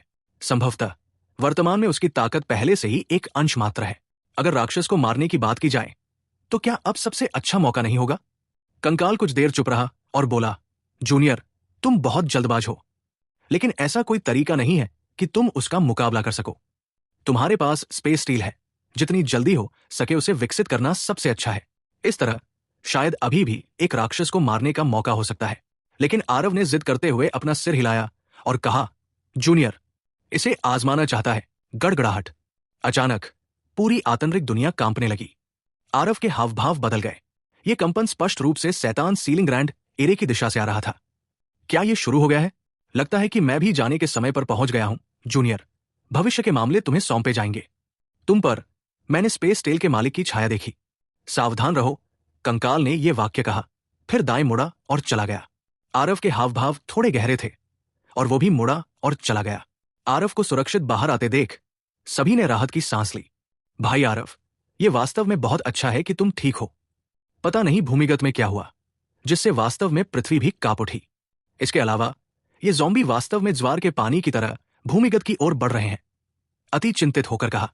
आरव के चेहरे पर गंभीर भाव थे जब उसने कहा, यहां एक राक्षसी देवता दबा हुआ है जिसकी ताकत बहुत ज्यादा है। इन ज़ॉम्बी को शायद लोगों ने भव्य व्यू पर हमला करने के इरादे से बनाया था। अब इस भव्य व्यू पर बहुत ज्यादा असर पड़ा है। राक्षसी देवता बहुत जल्द आजाद होने वाला है। राक्षस देवता, क्या इस दुनिया में वास्तव में राक्षसी जाति का अस्तित्व हो सकता है? बिल्कुल नहीं, है ना? राक्षस देवता होने का दावा करना, क्या ये एक देवता क्षेत्र जैसा अस्तित्व नहीं होगा? क्या तुम मजाक कर रहे हो? एक बार ऐसा अस्तित्व टूट जाए तो इस दिव्य क्षेत्र में उसका मुकाबला कौन कर सकता है? बेहतर होगा कि हम जल्दी से चले जाएं। आरव के शब्दों ने 7 पवित्र भूमि के मार्शल कलाकारों के बीच बहुत ज्यादा दहशत पैदा कर दी। कई मार्शल कलाकार पहले से ही खुद को रोक नहीं पा रहे थे। इस अस्थिपंजर को छोड़ना चाहते थे। देवता क्षेत्र, ये एक ऐसा क्षेत्र था जिसके लिए सभी मार्शल कलाकार तरसते थे। ये एक ऐसा क्षेत्र भी था जिससे सभी मार्शल कलाकार डरते थे। देवता क्षेत्र के शक्तिशाली लोगों का सामना करते हुए हर किसी में इस तरह का साहस नहीं था। कानूनों के पतन के युग में मार्शल कलाकारों के लिए देवता क्षेत्र अजेयता के बराबर था। सब लोग इस राक्षस को कई हजार वर्षों तक भव्य व्यू द्वारा बंद कर दिया गया था। उसकी शक्ति का बहुत नुकसान हुआ है और ये हमारे लिए उसे मारने का एक बढ़िया अवसर है। एक बार जब राक्षस मुक्त हो जाता है, जब वो अपनी शक्ति वापस पा लेता है, तो दिव्य क्षेत्र निश्चित रूप से दुख की खाई में डूब जाएगा। मैं सभी से मेरा मदद करने और इस राक्षस को खत्म करने के लिए कहता हूं। आरव ने अपनी मुट्ठियां बंद करके सभी से कहा। जीशान के दोनों पैर कांप रहे थे। अचानक उसने कहा, आरव, तुम्हें बहुत पहले से पता था कि यहां भूमिगत राक्षस मौजूद है। एक बार जब यह टूट गया तो तुम्हारा लाल तालाब पवित्र भूमि सबसे पहले इसका खामियाजा भुगतेगा। इसलिए तुम हमें, बाकी 6 परिवारों को, सभी को पानी में घसीटना चाहते हो, है ना? तुमने एक महान दिखने का दिखावा भी किया, ये कहते हुए कि ये 7 पवित्र भूमि के विचार के लिए है। तुम, ये आदमी, उच्च नैतिकता वाले व्यक्ति का ढोंग कर रहे हो। यह सुनकर कि राक्षस जल्द ही मुक्त होने वाला है, जीशान अपने दिल में चरम सीमा तक डर गया। ऐसी परिस्थितियों में वो आत्तन सारा दोष आरव पर मढ़ दिया। बस इतना था कि उसके शब्दों ने वास्तव में सभी के दिलों में डर को और भी बढ़ा दिया। आरव को देखते समय उनकी निगाहें कुछ हद तक अमित्र हो गई। ये केवल ब्लैकविंड की उपस्थिति के कारण था कि उन्होंने अंतिम संयम बनाए रखा। इस तरह की निराशाजनक स्थिति में यह सबसे ज्यादा लोगों के दिलों को प्रतिबिंबित कर सकता है। आरव ने ठंडी मुस्कान के साथ कहा, चीजों के बारे में आपके नजरिए से आप सिर्फ एक छोटी सी पूर्वी सीमा देख सकते हैं। एक बार जब शैतान बाहर निकल जाता है तो पूरे दिव्य क्षेत्र में कौन उसके कदमों का विरोध कर सकता है? सभी के चेहरे बदल गए। सभी को सामने से आने वाले दबाव का एहसास हुआ। शैतान के अस्तित्व में आने से दिव्य क्षेत्र निश्चित रूप से अशांत हो जाएगा और सबसे पहले इसका खामियाजा पूर्वी सीमा को भुगतना पड़ेगा। सब लोग उसकी बकवास मत सुनो। अब तुम ये नहीं कहोगे कि तुम मानव जाति की धार्मिकता के लिए भूमिगत हो गए हो, है ना? मुझे परवाह नहीं है, वैसे भी मैं जा रहा हूं। वो एक शैतान है। तुम में से कौन मौत की तलाश करना चाहता है? बस खुद जाओ। बातचीत खत्म करके वो क्लाउड वॉच टावर पवित्र भूमि के बचे हुए मार्शल कलाकारों को लेकर सीधे चला गया। शहजादा के चेहरे पर संघर्ष का भाव था और वो भी आरव के सामने आया और बोला, भाई आरव, शैतान से लड़ा नहीं जा सकता। संभवतः उसके जैसा अस्तित्व का आंखें हमारे जैसे तुच्छ 9वें रैंक के पवित्र भूमि पर भी नहीं टिकेगा। अलविदा। बात खत्म करके वो मुड़ा और अग्निपंख पवित्र भूमि के मार्शल कलाकारों से कहा, चलो चले। आरव ने शहजादा को जाने से नहीं रोका, बल्कि संचित से कहा, भाई संचित, तुम? संचित के चेहरे पर भी दुविधा का भाव था और उसने इसके बजाय एक सवाल किया, भाई आरव, भले ही शैतान की ताकत हो, भव्य व्यू रचना के कारण वो अपनी सीमा तक थक चुका है। वो शायद ही ऐसा हो जिसका हम मुकाबला कर सके। मुझे आश्चर्य है कि भाई आरव में कितना आत्मविश्वास है। आरव ने अपना सिर हिलाया और कटु मुस्कान के साथ कहा, बहुत अधिक आत्मविश्वास नहीं। आरव दंग रह गया।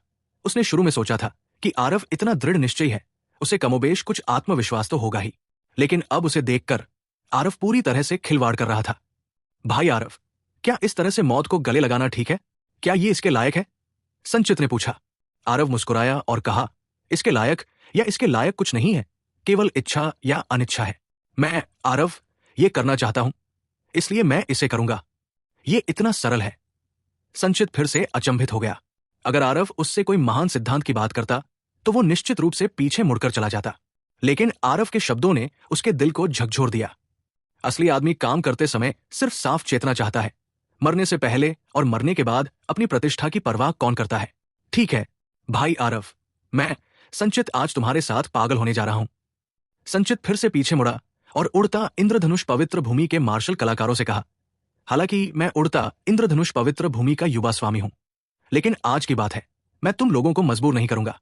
जो भी पीछे रहने को तैयार है, मैं उसका हार्दिक स्वागत करता हूं। जो भी जाने को तैयार है, मैं उसका रास्ता बिल्कुल नहीं रोकूंगा। दरअसल संचित को इन लोगों से कोई उम्मीद नहीं थी, लेकिन उन्हें उम्मीद भी नहीं थी कि आरव ने वाकई पीछे रहने का फैसला किया है। आरव ने लाल तालाब पवित्र भूमि के प्रति भी यही रवैया अपनाया। अंत में लाल तालाब पवित्र भूमि के सभी मार्शल आर्टिस्ट ने पीछे रहने का फैसला किया, लेकिन बाकी 3 पवित्र भूमियों में से कुछ ही लोग पीछे रह गए। अंत में पीछे रह गए लोगों की संख्या मात्र 20 से थोड़ी ज्यादा थी। उनमें से आधे से ज्यादा तो लाल तालाब पवित्र भूमि के मार्शल आर्टिस्ट थे, लेकिन ये संख्या पहले ही आरव की उम्मीदों से कहीं ज्यादा थी। आरव के नेतृत्व में एक स्वर्गीय साधु क्षेत्र के बुजुर्ग भी उड़ता इंद्रधनुष पवित्र भूमि के लिए पीछे रह गए। बड़ी बहन सलीमा, क्या आप नहीं जा रही हैं? आपको अपने स्वर्गीय यिन टर्मिनल मेरिडियन काया को ठीक करने में काफी मुश्किलों का सामना करना पड़ा। अगर आपको यहां कोई दुर्घटना होती है तो क्या ये आरव की गलती नहीं होगी? शुरू से आखिर तक सलीमा आरव के पीछे खड़ी रही, एक शब्द भी नहीं बोली और आगे भी नहीं हिली। आरव को पूछते हुए सुनने के बाद ही सलीमा मुस्कुराई और बोली, इस नीच ने पहले कहा था भविष्य में ये जीवन तुम्हारा है। और सच कहूं तो वर्तमान युवा स्वामी आरव इस नीच को वाकई मौत के मुंह में डाल रहे हैं। लेकिन आपकी निर्णय समीमा की आंखें प्रशंसा से भरी थी। आरव को देखते हुए उसकी नजर अपने प्रेमी को देखने जैसी थी। आरव ने मजाकिया मुस्कान के साथ कहा, तुम्हारा जीवन तुम्हारा अपना है, मुझसे कोई लेना देना नहीं है। इस बार ये वाकई बहुत खतरनाक है, मुझे बिल्कुल भी भरोसा नहीं है। बड़ी बहन, बेहतर है कि तुम चली जाओ। सलीमा बस मुस्कुराई, लेकिन हिलने का इरादा नहीं था।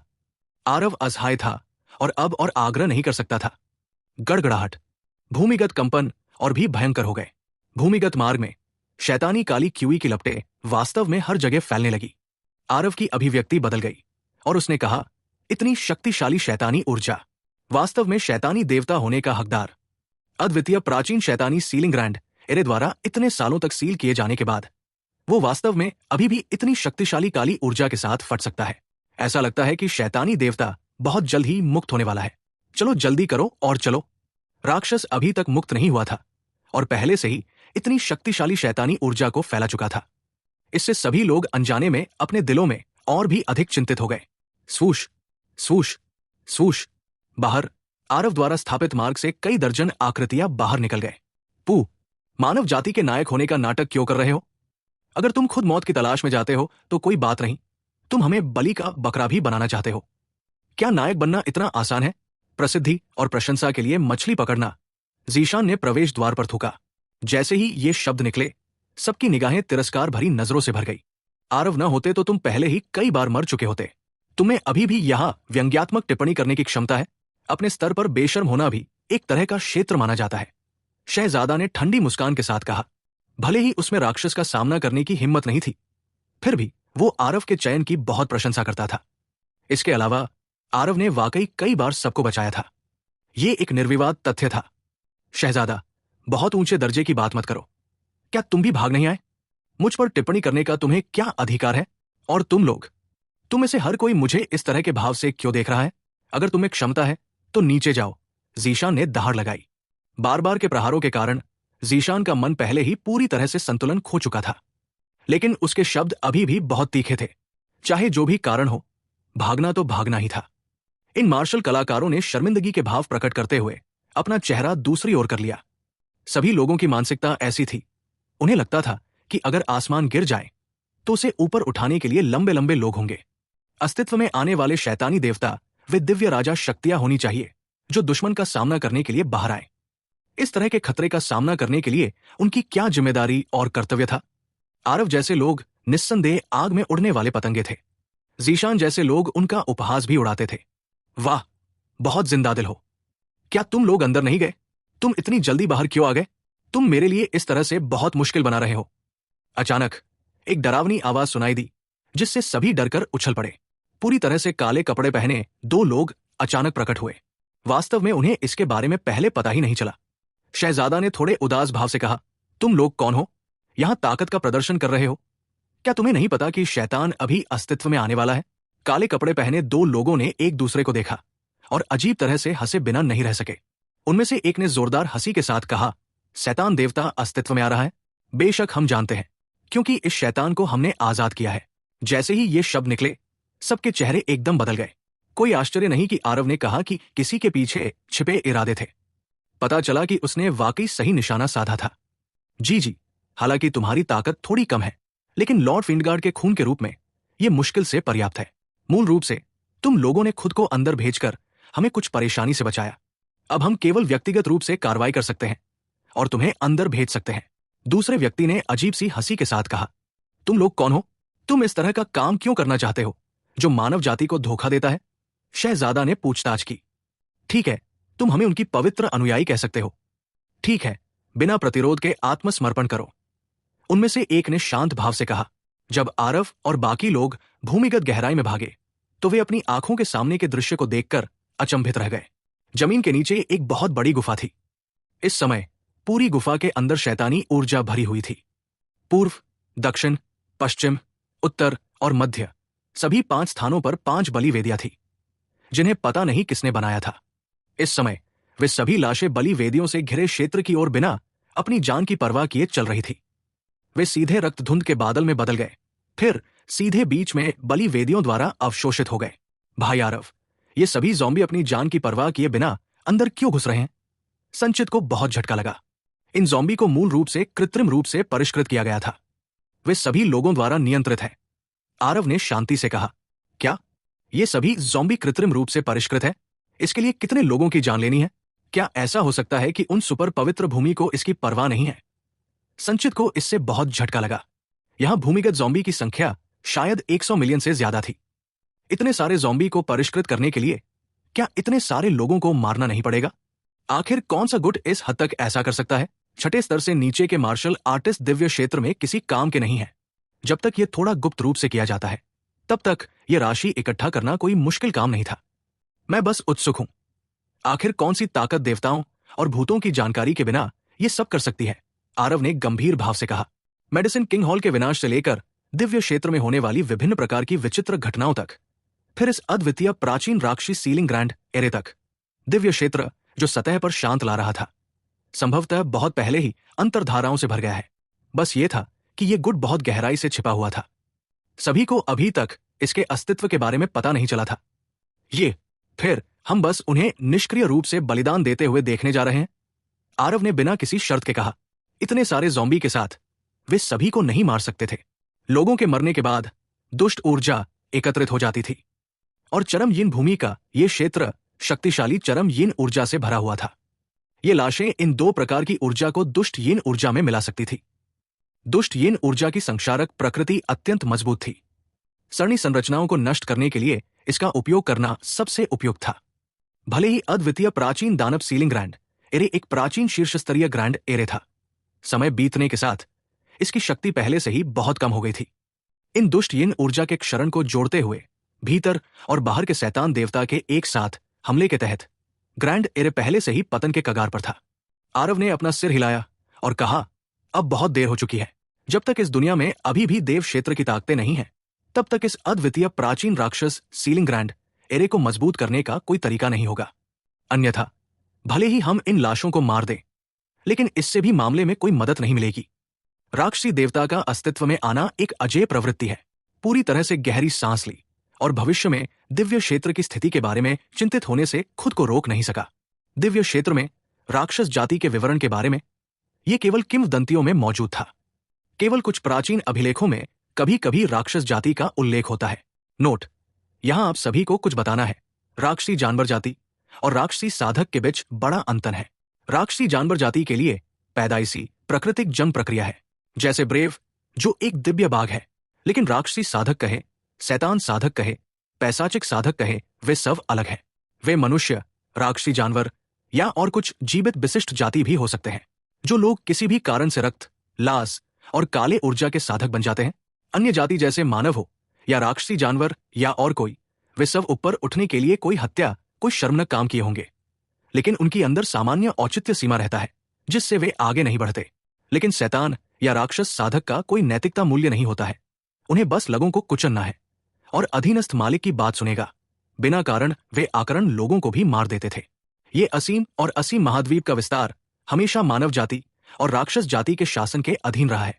किंवदंती है कि उजाड़ युग में मानव जाति और राक्षस जाति ने एक बार धरती हिला देने वाला महायुद्ध लड़ा था। शुरू में लगा कि ये सिर्फ किंवदंतियां हैं, लेकिन नहीं लगा कि ये सच है। अगर ये प्राचीन अभिलेखों के अनुसार है, तो मानव जाति और राक्षस जाति अभी भी प्राणघातक दुश्मन है। सबसे अधिक संभावना है कि मानव जाति वास्तव में दुख और पीड़ा में डूबने वाली है, एल्डर कुलदीप ने कहा। आरव ने अपना सिर हिलाया और कहा, राक्षसी जाति सिर्फ एक किंवदंती नहीं है, वे हमेशा से दिव्य क्षेत्र में मौजूद रहे हैं। बस बात यह है कि लोग उन्हें नहीं जानते थे। 50,000 साल पहले एक व्यक्ति था जो स्वर्गिक राक्षस होने का दावा करता था, और वह दहाड़ता हुआ अस्तित्व में आया। दुर्भाग्य से वो मानव जाति के एक प्रतिभाशाली मार्शल कलाकार से टकरा गया और उसे तब तक पीटा गया जब तक कि वो गंभीर रूप से घायल नहीं हो गया। संचित सदमे से अचंभित रह गया। अब उसे पता चला कि दिव्य क्षेत्र में वास्तव में अभी भी ऐसे रहस्य हैं। बस यही था कि आरव की उम्र इतनी थी कि उसे इस तरह के रहस्य कैसे पता थे। इस आरव ने वाकई लोगों को समझ में नहीं आने दिया। भाई आरव, तो क्या हम अभी बस यूं ही देखते रहेंगे? क्या हम राक्षस के अस्तित्व में आने का इंतजार करेंगे? संचित ने कहा, ऐसा कैसे हो सकता है? तुम यहां आराम करो और कुछ पल के लिए आराम करो। मैं जाकर संरचना स्थापित करूंगा। आरव उछल पड़ा और इस गुफा के अंदर चहल पहल करने लगा। थोड़ी देर में एक बड़े पैमाने की सरणी संरचना ने धीरे धीरे एक प्राथमिक रूप ले लिया। जब एकत्रित ने इस सरणी संरचना के प्राथमिक रूप को देखा तो उसके चेहरे पर थोड़ा सा बदलाव आया और उसने कुलदीप से पूछा, एल्डर कुलदीप, क्या ये सरणी संरचना जो भाई आरव बना रहे हैं लाल ताला पवित्र भूमि का अघोषित रहस्य हो सकती है? एक छोटा सा सरणी संरचना इतनी जटिल कैसे हो सकती है? एल्डर कुलदीप ने अपना सिर हिलाया और कहा, मैंने पहले कभी इस निम्न स्तर की सरणी संरचना को नहीं देखा, लेकिन ये सरणी संरचना मेरे दिल की धड़कन बढ़ा देती है। घटना ने भी यही भावना साझा की और कहा, वास्तव में, हालांकि मैं उससे एक प्रमुख क्षेत्र में हूं, मुझे लगता है कि अगर मैं इस सरणी संरचना में प्रवेश करता हूं तो शायद मैं फिर कभी बाहर नहीं आ पाऊंगा। मुझे वास्तव में उम्मीद नहीं थी कि भाई आरव के पास सरणी संरचनाओं के दांव में वास्तव में इतनी उच्च उपलब्धियां थी। आरव द्वारा स्थापित यह सरणी संरचना वर्तमान में संरचना पथ में उनका शिखर कार्य था। असुरा कन्फाउंडिंग एरे साधना में वृद्धि के साथ साथ आरव पहले से ही इस सरणी संरचना को पूरी तरह से स्थापित कर सकते थे। उस समय जब वे अभी भी सी ट्रांसफॉर्मेशन क्षेत्र में थे, उन्होंने इस सरणी संरचना पर भरोसा करके पूरे बेंगनी महल संप्रदाय के हमले को रोक दिया और बेंगनी महल संप्रदाय के अंतिम चरण के सोलसी विशेषज्ञों को अपनी हथेली पर खेला। अब आरव पहले से ही भगवान जाने कितने गुना शक्तिशाली थे। स्वाभाविक रूप से स्थापित की गई सरणी संरचना का उल्लेख एक ही सांस में नहीं किया जा सकता है। यह सरणी संरचना भी संरचना पथ में उनका बहुत बड़ा मारक उपकरण थी। उस समय आरव ने जो स्थापित किया था वो केवल ग्रेटर कन्फाउंडिंग संरचना थी, जो मारक संरचना के कार्यों से सुसज्जित नहीं थी। लेकिन अब आरव पहले से ही अंदर की मारक संरचना को एकीकृत करने में सक्षम था और इस सरणी संरचना को सीमाओं तक मुक्त कर सकता था। यह शैतान देवता को रोक सकता था या नहीं, यह अज्ञात था। समय बीतने के साथ गुफा में मौजूद शैतानी ऊर्जा तेजी से प्रबल हो गई। उस भयानक दबाव ने सभी को भागने की इच्छा पैदा कर दी। बीच में उस बलि वेदी पर शैतानी ऊर्जा ज्वालामुखी की तरह फट गई, जिससे पूरी गुफा कांप उठी। ठीक उसी समय आरव ने आखिरकार संरचना स्थापित करना समाप्त कर दिया। इस समय भी वो थकावट से ग्रसित था। ये व्यू रचना अंत तक बनी रही। इसमें उसने जबरदस्त शारीरिक शक्ति और मानसिक शक्ति भी खर्च की। उसने मौके पर ही कई औषधीय गोलियां खा ली और अपनी शक्ति पुनः प्राप्त करना शुरू कर दिया। गड़गड़ाहट, पूरी गुफा में एक बहुत बड़ा कंपन गूंज उठा। आरव ने अचानक दोनों आंखें खोली और गंभीर भाव से बोला, वो आ रहा है। सभी के चेहरे पर भय का भाव था। वे बिना अपनी आंखें घुमाए बीच में उस बलिवेदी को देख रहे थे। अनेक काली गैसें बाहर निकली, जो अंततः संघनित होकर एक भयानक काली छाया बन गई। हा, कितने हजारों साल हो गए, ये सीट आखिरकार आजाद हो गई। धिक्कार है इंसानों, इस सीट के प्रकोप को झेलने के लिए तैयार रहो। यहां अभी भी कुछ छोटे मोटे लोग हैं। उम्मीद नहीं थी कि बाहर आने के तुरंत बाद लोग इस सीट के रक्तदाता बनने के लिए खुद को दरवाजे पर पहुंचाने की पहल करेंगे। काली छाया ने धीमी और गहरी आवाज निकाली, जो दबी हुई गड़गड़ाहट की लहरों जैसी थी। काली छाया ने वास्तव में कोई स्पष्टीकरण नहीं दिया और एक आश्चर्यजनक हमले में सीधे आरव की दिशा में बढ़ गई। धमाका, काली गैस का एक गोला सीधे सभी के शरीर पर टूट पड़ा, जिससे आरव के लोगों का समूह खून के धुंध के बादल में बदल गया। हाँ, मैं अवशोषित कर लेता हूं। राक्षस देवता यानी कि शैतान देवता खून के धुंध के ढेर को अवशोषित करने की योजना बना ही रहे थे कि उन्हें अचानक कुछ गड़बड़ लगी। ऐसा लगता है कि मैंने इस कचरे के ढेर को कम करके आका और इस सीट को अनजाने में एक भ्रमपूर्ण सरणी में गिरने दिया। हे, लुकाछिपी खेल रहे हो? आज इस सीट का मूड बहुत बढ़िया है। मैं आप सभी के साथ खेलने जा रहा हूं। शैतान देवता ने आसपास का सर्वेक्षण किया और आरव तथा बाकी लोगों की आकृतियां ढूंढनी शुरू की। व्यू रचना में सभी के मन में एक डर बना हुआ था। पीछे मुड़कर देखने पर वो कुछ हद तक कांप उठा और बोला, भाई आरव, ये सब तुम्हारी व्यू रचना की बदौलत है, अन्यथा हम शायद एक ही मुठभेड़ में इस शैतान देवता द्वारा मारे जा सकते थे। आरव ने गंभीर भाव से कहा, सच में मुझे उम्मीद नहीं थी कि ये शैतान देवता कई हजार साल तक अप्रतिम प्राचीन राक्षस सीलिंग ग्रैंड एरे द्वारा फंसे रहने के बाद भी इतनी शक्ति बनाए रख सकता है। अपने चरम काल में वह कितना शक्तिशाली था। हालांकि सभी ने अभी अभी असुरा कन्फाउंडिंग फॉर्मेशन पर भरोसा करके शैतान देवता के हमले को टाल दिया था, लेकिन शैतान देवता की शक्ति अभी भी सभी के दिमाग में गहराई से अंकित थी। भाई, अब हमें क्या करना चाहिए? संचित ने कहा। सभी लोग मेरी व्यवस्था सुनो।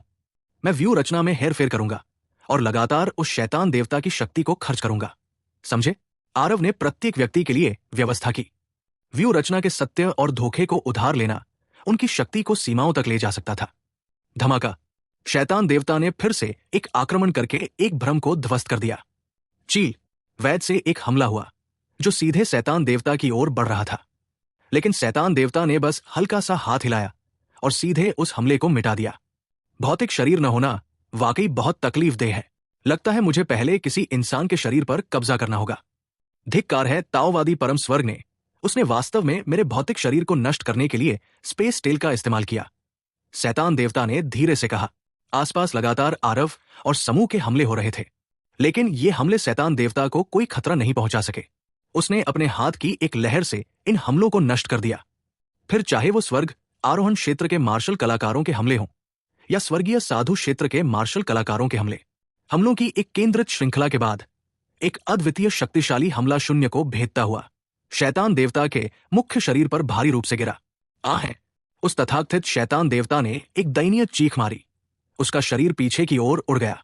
अंधाधुंध बमबारी के एक दौर के बाद आरव की योजना आखिरकार सफल हुई। बहुत बढ़िया। मैंने तो सोचा था कि ये आदमी अजय है, पता चला कि उसे भी चोटें लगेंगी। ये अभी भी महामहिम ब्लैक फ्लड ड्रैगन का हमला है जो शक्तिशाली है। ये चाल, जब मैं इसे देखता हूं तो मैं भी डर जाता हूं। इस हमले से पीड़ित शैतान देवता अगर मर नहीं भी गए तो गंभीर रूप से घायल हो जाएंगे, है ना? युवा स्वामी आरव की व्यू रचना वास्तव में चमत्कारी है, जो वास्तव में हमलों को शून्य से गुजरने और सीधे शैतान देवता के मुख्य शरीर पर हमला करने में सक्षम है। मार्शल कलाकारों की भीड़ ब्लैकविंड के हमले को सफल होते देखते हुए अविश्वसनीय रूप से उत्साहित थी। लेकिन आरव ने गंभीर भाव से कहा, अभी भी समय है। अगर शैतान देवता से निपटना इतना आसान है तो ये शैतान देवता नहीं होगा। एक बड़ी प्राचीन शक्ति की ताकत के साथ उसे यहां भी दबा सकता है। उसका ख्याल रखना इतना आसान कैसे हो सकता है? आरव की आवाज अभी फीकी भी नहीं पड़ी थी कि तीव्र भूकंप की आवाजें गूंज उठीं। भव्य व्यू वास्तव में हिल रहा था। छोटे कीड़े, बधाई हो, आपने इस सीट को सफलतापूर्वक क्रोधित कर दिया है। यहां तक कि अद्वितीय प्राचीन राक्षस सीलिंग ग्रैंड व्यू भी इस सीट को फंसा नहीं सका। बस एक घटिया भ्रमपूर्ण व्यू। मैं देखना चाहता हूं कि ये इस सीट के हमलों का कितनी बार सामना कर सकता है। शैतान देवता की आवाज हर व्यक्ति के कानों में फैल गई, जिससे हर कोई चौंक गया। धमाका, धमाका, धमाका। शैतान देवता पागल हो गए और लगातार विशाल व्यू पर बमबारी करने लगे, और असुरा कन्फाउंडिंग फॉर्मेशन भी उनके हमलों से हिंसक रूप से कांपने लगा। अच्छा नहीं, अगर हम उसे इसी तरह हमला करते रहने देंगे तो जल्द या बाद में भव्य व्यू टूट जाएगा, आरव ने गंभीर भाव से कहा। आरव का ऐसे मुश्किल प्रतिद्वंद्वी से सामना करना अभी भी पहली बार था। यहां तक कि असुरा कन्फाउंडिंग फॉर्मेशन भी उसे फंसा नहीं सका। सौभाग्य से इस शैतान देवता की शक्ति बहुत लंबे समय तक बंद रहने के कारण पहले से ही बहुत कमजोर हो चुकी थी। अन्यथा वो शायद अपने हाथ की एक लहर से असुरा कन्फाउंडिंग संरचना को नष्ट कर सकता था। क्या करें भाई आरव? एक बार जब भव्य व्यू टूट जाएगा तो हम बिना किसी बाधा के रह जाएंगे। ये शैतान देवता वास्तव में भयानक है। हम शायद उसका मुकाबला नहीं कर सकते। जांच के एक दौर के माध्यम से इन मार्शल कलाकारों ने पहले से ही शैतान देवता की शक्ति को देखा था। शैतान देवता का सामना करते हुए उन्हें इसके बारे में सोचकर ही डर लगने लगा। आरव ने अपने दांत पीसते हुए कहा, असुर कन्फाउंडिंग संरचना शायद अब और संरक्षित नहीं की जा सकती। चूंकि ऐसा है, इसलिए मैं उसे असुर कन्फाउंडिंग संरचना के वास्तव में दुर्जय पहलू को देखने दूंगा। आरव ने सभी को व्यू रचना से बाहर भेज दिया और व्यू रचना को तैनात करने के लिए अपने शरीर में सभी सार ऊर्जा को इकट्ठा किया। अचानक पूरा भव्य व्यू चमकने लगा। आकाश के ऊपर अनगिनत तलवार की रोशनी वास्तव में संघनित हो गई। क्या? शैतान देवता ने अपने हमले रोक दिए। हवा में तलवार की रोशनी को देखकर वो अतुलनीय रूप से चौंक गया। शून्य के भीतर अनगिनत आभासी तलवार की छवियां लटकी हुई थी। ये पांचवा चरण सर्वोच्च सच्चा इरादा था, जिसे आरव ने अपनी तलवार की मंशा को असुर कन्फाउंडिंग फॉर्मेशन में विलय करके और भव्य व्यू रचना की शक्ति उधार लेकर प्रदर्शित किया। इस असुरा कन्फाउंडिंग फॉर्मेशन को आरव द्वारा सुधारे जाने के बाद हत्या करने वाले पहले की शक्ति मूल संस्करण से भी अधिक मजबूत थी। ऊपर तीखी तलवारें लटकी हुई थी। यहां तक कि शैतान देवता जैसा शक्तिशाली व्यक्ति भी डर से पीला पड़ गया। असुरा कन्फाउंडिंग फॉर्मेशन असंख्य तलवारें हृदय को छेदती हुई। मार डालो, आरव ने दहाड़ लगाई। अनगिनत लंबी तलवारें भव्य व्यू में बहते प्रकाश की अनगिनत धाराओं के माध्यम से सर्वशक्तिमान शैतान देवता की ओर दौड़ी। धमाका, धमाका, धमाका। आरव के पास खुद ऐसी असीम सार ऊर्जा नहीं थी, लेकिन भव्य व्यू में थी। एक पल में असुरा कन्फाउंडिंग फॉर्मेशन ने सभी पृथ्वी सार क्रिस्टल के भीतर की सार ऊर्जा को सूखा दिया। शक्ति की कल्पना की जा सकती है। जिस स्थान पर शैतान देवता खड़े थे, वो तुरंत तलवार की रोशनी की अनगिनत धारियों से नष्ट हो गया, जिससे हलचल मच गई, धूल के बादल बन गई। बहुत शक्तिशाली, बस एक छठे स्तर की भव्य व्यू। ये शक्ति बहुत भयानक भी है ना? एल्डर कुलदीप ने बड़बड़ाया। यह दृश्य बहुत ही चौंकाने वाला था, जिसके परिणाम स्वरूप वो ये नहीं सोच पा रहा था कि शैतान देवता को तुरंत खत्म कर दिया गया या नहीं, बल्कि वो भव्य व्यू की शक्ति पर आश्चर्यचकित था। युवा स्वामी आरव शक्तिशाली है। इतना भयानक हमला, कोई रास्ता नहीं है कि शैतान देवता बच सके, है ना? क्या बकवास शैतान देवता! मुझे लगता है कि ये इससे ज्यादा कुछ नहीं है। क्या वो अभी भी एक ही बार में खत्म नहीं हो गया? इस झटके के बाद मार्शल कलाकार सभी अविश्वसनीय रूप से उत्साहित थे। पहले तो लगा कि प्रलय आने वाला है, लेकिन उम्मीद नहीं थी कि ये शैतान देवता बस इससे ज्यादा कुछ नहीं है। वूश! आरव की आकृति धीरे धीरे सभी के सामने उतरी, एक गंभीर भाव के साथ कह रही थी, सभी लोग सावधान रहें। भव्य व्यू की सुरक्षा के बिना शैतान देवता को खत्म करना इतना आसान नहीं है। हम उनसे सीधे भिड़ने जा रहे हैं। सभी के चेहरे पर उत्तेजना थी और वे घुटन महसूस कर रहे थे। इतना भयानक हमला भी शैतान देवता को नहीं मार सका? ये बिल्कुल नहीं, है ना? फूफ! धमाका! सभी की आंखों के सामने धुंध छा गई। वे अभी होश में भी नहीं आए थे कि सामने एक काली छाया आ गई। काली रोशनी की एक किरण सीधे स्वर्ग आरोहण क्षेत्र के मार्शल कलाकार के शरीर पर पड़ी। वो तुरंत खून के धुंध के बादल में बदल गया। ये सब अचानक हुआ। सभी अभी भी आरव के शब्दों के बारे में संदेह में थे, और शैतान देवता ने वास्तव में फिर से हमला किया। भव्य सरणी की ढाल के बिना आरव की समूह से एक मार्शल कलाकार तुरंत मर गया। सभी लोग डर से पीले पड़ गए और जल्दी से पीछे हट गए। शैतान देवता का भी पीछा करने का इरादा नहीं था। उसने बस लालच से खून के धुंध के बादल को अपने अंदर समाहित कर लिया। आरव के चेहरे पर भाव बदल गए। शैतान देवता की आभा वास्तव में मजबूत हो रही थी। इसमें कोई संदेह नहीं कि पहले किया गया हमला कारगर साबित हुआ था। शैतान देवता की आभा पहले की तुलना में काफी कमजोर हो गई थी, लेकिन इस समय वो वास्तव में धीरे धीरे ठीक होने की प्रक्रिया में था। ये व्यक्ति वास्तव में ताकत हासिल करने के लिए मार्शल कलाकारों के सार और रक्त को अवशोषित कर सकता है। सभी सावधान रहें, आरव ने गंभीर भाव से कहा। अगर ऐसा था तो आरव के पक्ष में फिर से कोई हताहत नहीं होना चाहिए, अन्यथा युद्ध के साथ शैतान देवता और मजबूत हो जाएगा। क्या ये आदमी राक्षस है? इस तरह के भयानक हमले को पूरी तरह से झेल लिया और वो वास्तव में पूरी तरह से ठीक है, किसी ने निराशा में कहा। वर्तमान शैतान देवता एक काली छाया का ढेर था। उसके पूरे शरीर में केवल 2 आंखें बची थी जो दिखाई दे रही थी। लेकिन इस समय शैतान देवता की आंखों की जोड़ी ने आरव की ओर देखा और अपना मुंह खोलकर कहा, थोड़ा दिलचस्प। एक छोटा सा मार्शल कलाकार वास्तव में इस सीड को घायल कर सकता है। हालांकि ताओवादी परम स्वर्ग भी इस सीड को नहीं मार सकता। तुम जैसे लोगों के साथ ये बदमाश, तुम मेरा क्या कर सकते हो? सभी आज्ञाकारी होकर इस सीड का रक्तदाता बनो। ये तुम्हारा सम्मान है। आरव की अभिव्यक्ति गंभीर थी जब उसने कहा, स्वर्गीय साधु क्षेत्र मार्शल कलाकार ब्लैकविंड को हमला करने में सहायता करें। स्वर्ग आरोहण क्षेत्र मार्शल कलाकार समन्वित क्रियाओं के साथ साथ देंगे। इस आदमी की गति अजीब है, सावधान रहें। सभी ने धीरे से सिर हिलाया। उनके चेहरों पर अकथनीय गंभीरता थी।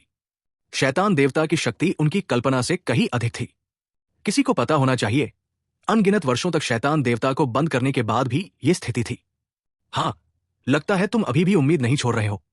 भूल जाओ, ये सीट तुम्हारी इच्छा पूरी करेगी।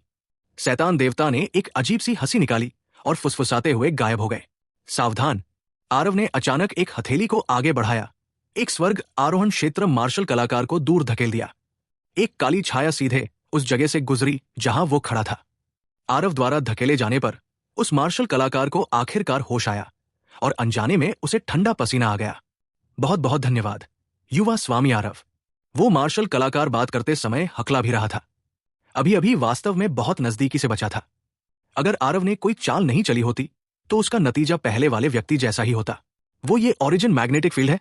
पता नहीं, आपकी चालें वाकई बहुत ज्यादा है। शैतान देवता ने थोड़ा हैरान होकर कहा। अभी ये स्पष्ट रूप से एक पल में सफल होने वाला था।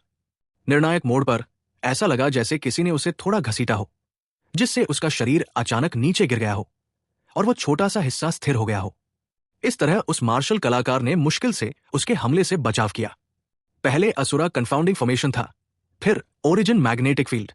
वास्तव में एक छोटे से मार्शल कलाकार के हाथों लगातार 2 छिपे हुए नुकसानों का सामना करना पड़ा। इससे वो काफी हैरान हो गया। ये वास्तव में एक ओरिजिन मैग्नेटिक फील्ड है। शैतान देवता के शब्दों को सुनकर हर कोई हैरान होकर आरव को देखने से खुद को रोक नहीं पाया। इस लाल तालाब पवित्र युवा स्वामी की विधियां वास्तव में अटूट थी। असीम क्षेत्र साधना के साथ वो वास्तव में शैतान देवता जैसे अस्तित्व के साथ नृत्य कर सकता था। वास्तव में उल्लेखनीय, यदि आरव न होता तो शायद एक ही आदान प्रदान में वे सभी शैतान देवता द्वारा पूरी तरह से मिटा दिए जाते। महामहिम शैतान देवता के तरीके भी बहुत है। इतने हजारों सालों तक दमन के बाद भी आपकी ताकत वाकई बहुत शक्तिशाली है। आरव ने शांत भाव से कहा, हे, लगता है कि इस महान व्यक्ति के बारे में आपको अभी भी काफी समझ है। अगर यह महान व्यक्ति मेरे शिखर पर है तो एक छोटी सी उंगली आप सभी को, इस कूड़े के ढेर को, मौत के घाट उतार सकती है। मैं मेरे जैसे शैतान देवता के सामने तुम जैसे बदमाश को कैसे बर्दाश्त कर सकता हूं? एक नायक अतीत के गौरव का जिक्र नहीं करेगा। भगवान शैतान देवता पहले से ही इस युग के व्यक्ति नहीं है। इस स्थान पर हमेशा के लिए सो जाना बेहतर है। आरव का चेहरा उतर गया और तुरंत ही हत्या की भावना उमड़ पड़ी। शैतान देवता ने जब ये स्थिति देखी तो वो थोड़ा स्तब्ध रह गया और तुरंत जोर से हंसने लगा और बोला, जब से ये देवता बाहर आया है तब से तुम्हारी मानव जाति के प्रलय का समय आ गया है। तुम एक तुच्छ छठे स्तर के मार्शल कलाकार वास्तव में इस देवता को मारना चाहते हो। एक बहुत बड़ा मजाक। क्या तुम नहीं जानते कि इस देवता का एक अमर शरीर है? मैं आरव विश्वास नहीं करता कि इस दुनिया में वास्तव में कोई अमर शरीर है। आज मैं इसे आजमाना चाहता हूं और देखना चाहता हूं। ब्लैकविंड, मैं आपके साथ ओरिजिनल मैग्नेटिक फील्ड के साथ समन्वय करूंगा। गोल, हाँ मास्टर। आरव के आदेश के तहत ब्लैकविंड का शरीर अचानक कई बार फैल गया। अपने पंजे लहराते हुए उसने शैतान देवता की ओर हमला किया। शैतान देवता बस भागने ही वाले थे कि एक विचित्र बल क्षेत्र एक बार फिर प्रकट हुआ, जिसने उनके आकार को थोड़ा विलंबित कर दिया। बूम! ब्लैकविंड की हथेली का बल तुरंत शैतान देवता से टकराया। दोनों लोग कई कदम पीछे हट गए। सभी लोग हमला करें, आरव ने गंभीरता से कहा।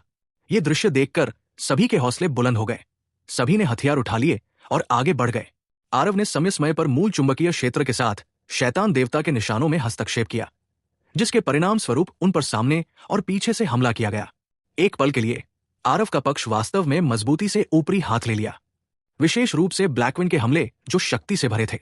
यहां तक कि शैतान देवता जितना शक्तिशाली भी तब तक पीटा गया जब तक कि वो भी दर्द से चीख नहीं उठा। लानत है, तुम बकवास करते हो। जब यह सीट सबसे कमजोर होती है तो चुपके से हमला करने का फायदा उठाते हो। यह किस क्षमता के रूप में गिना जाता है? शैतान देवता को चिल्लाया।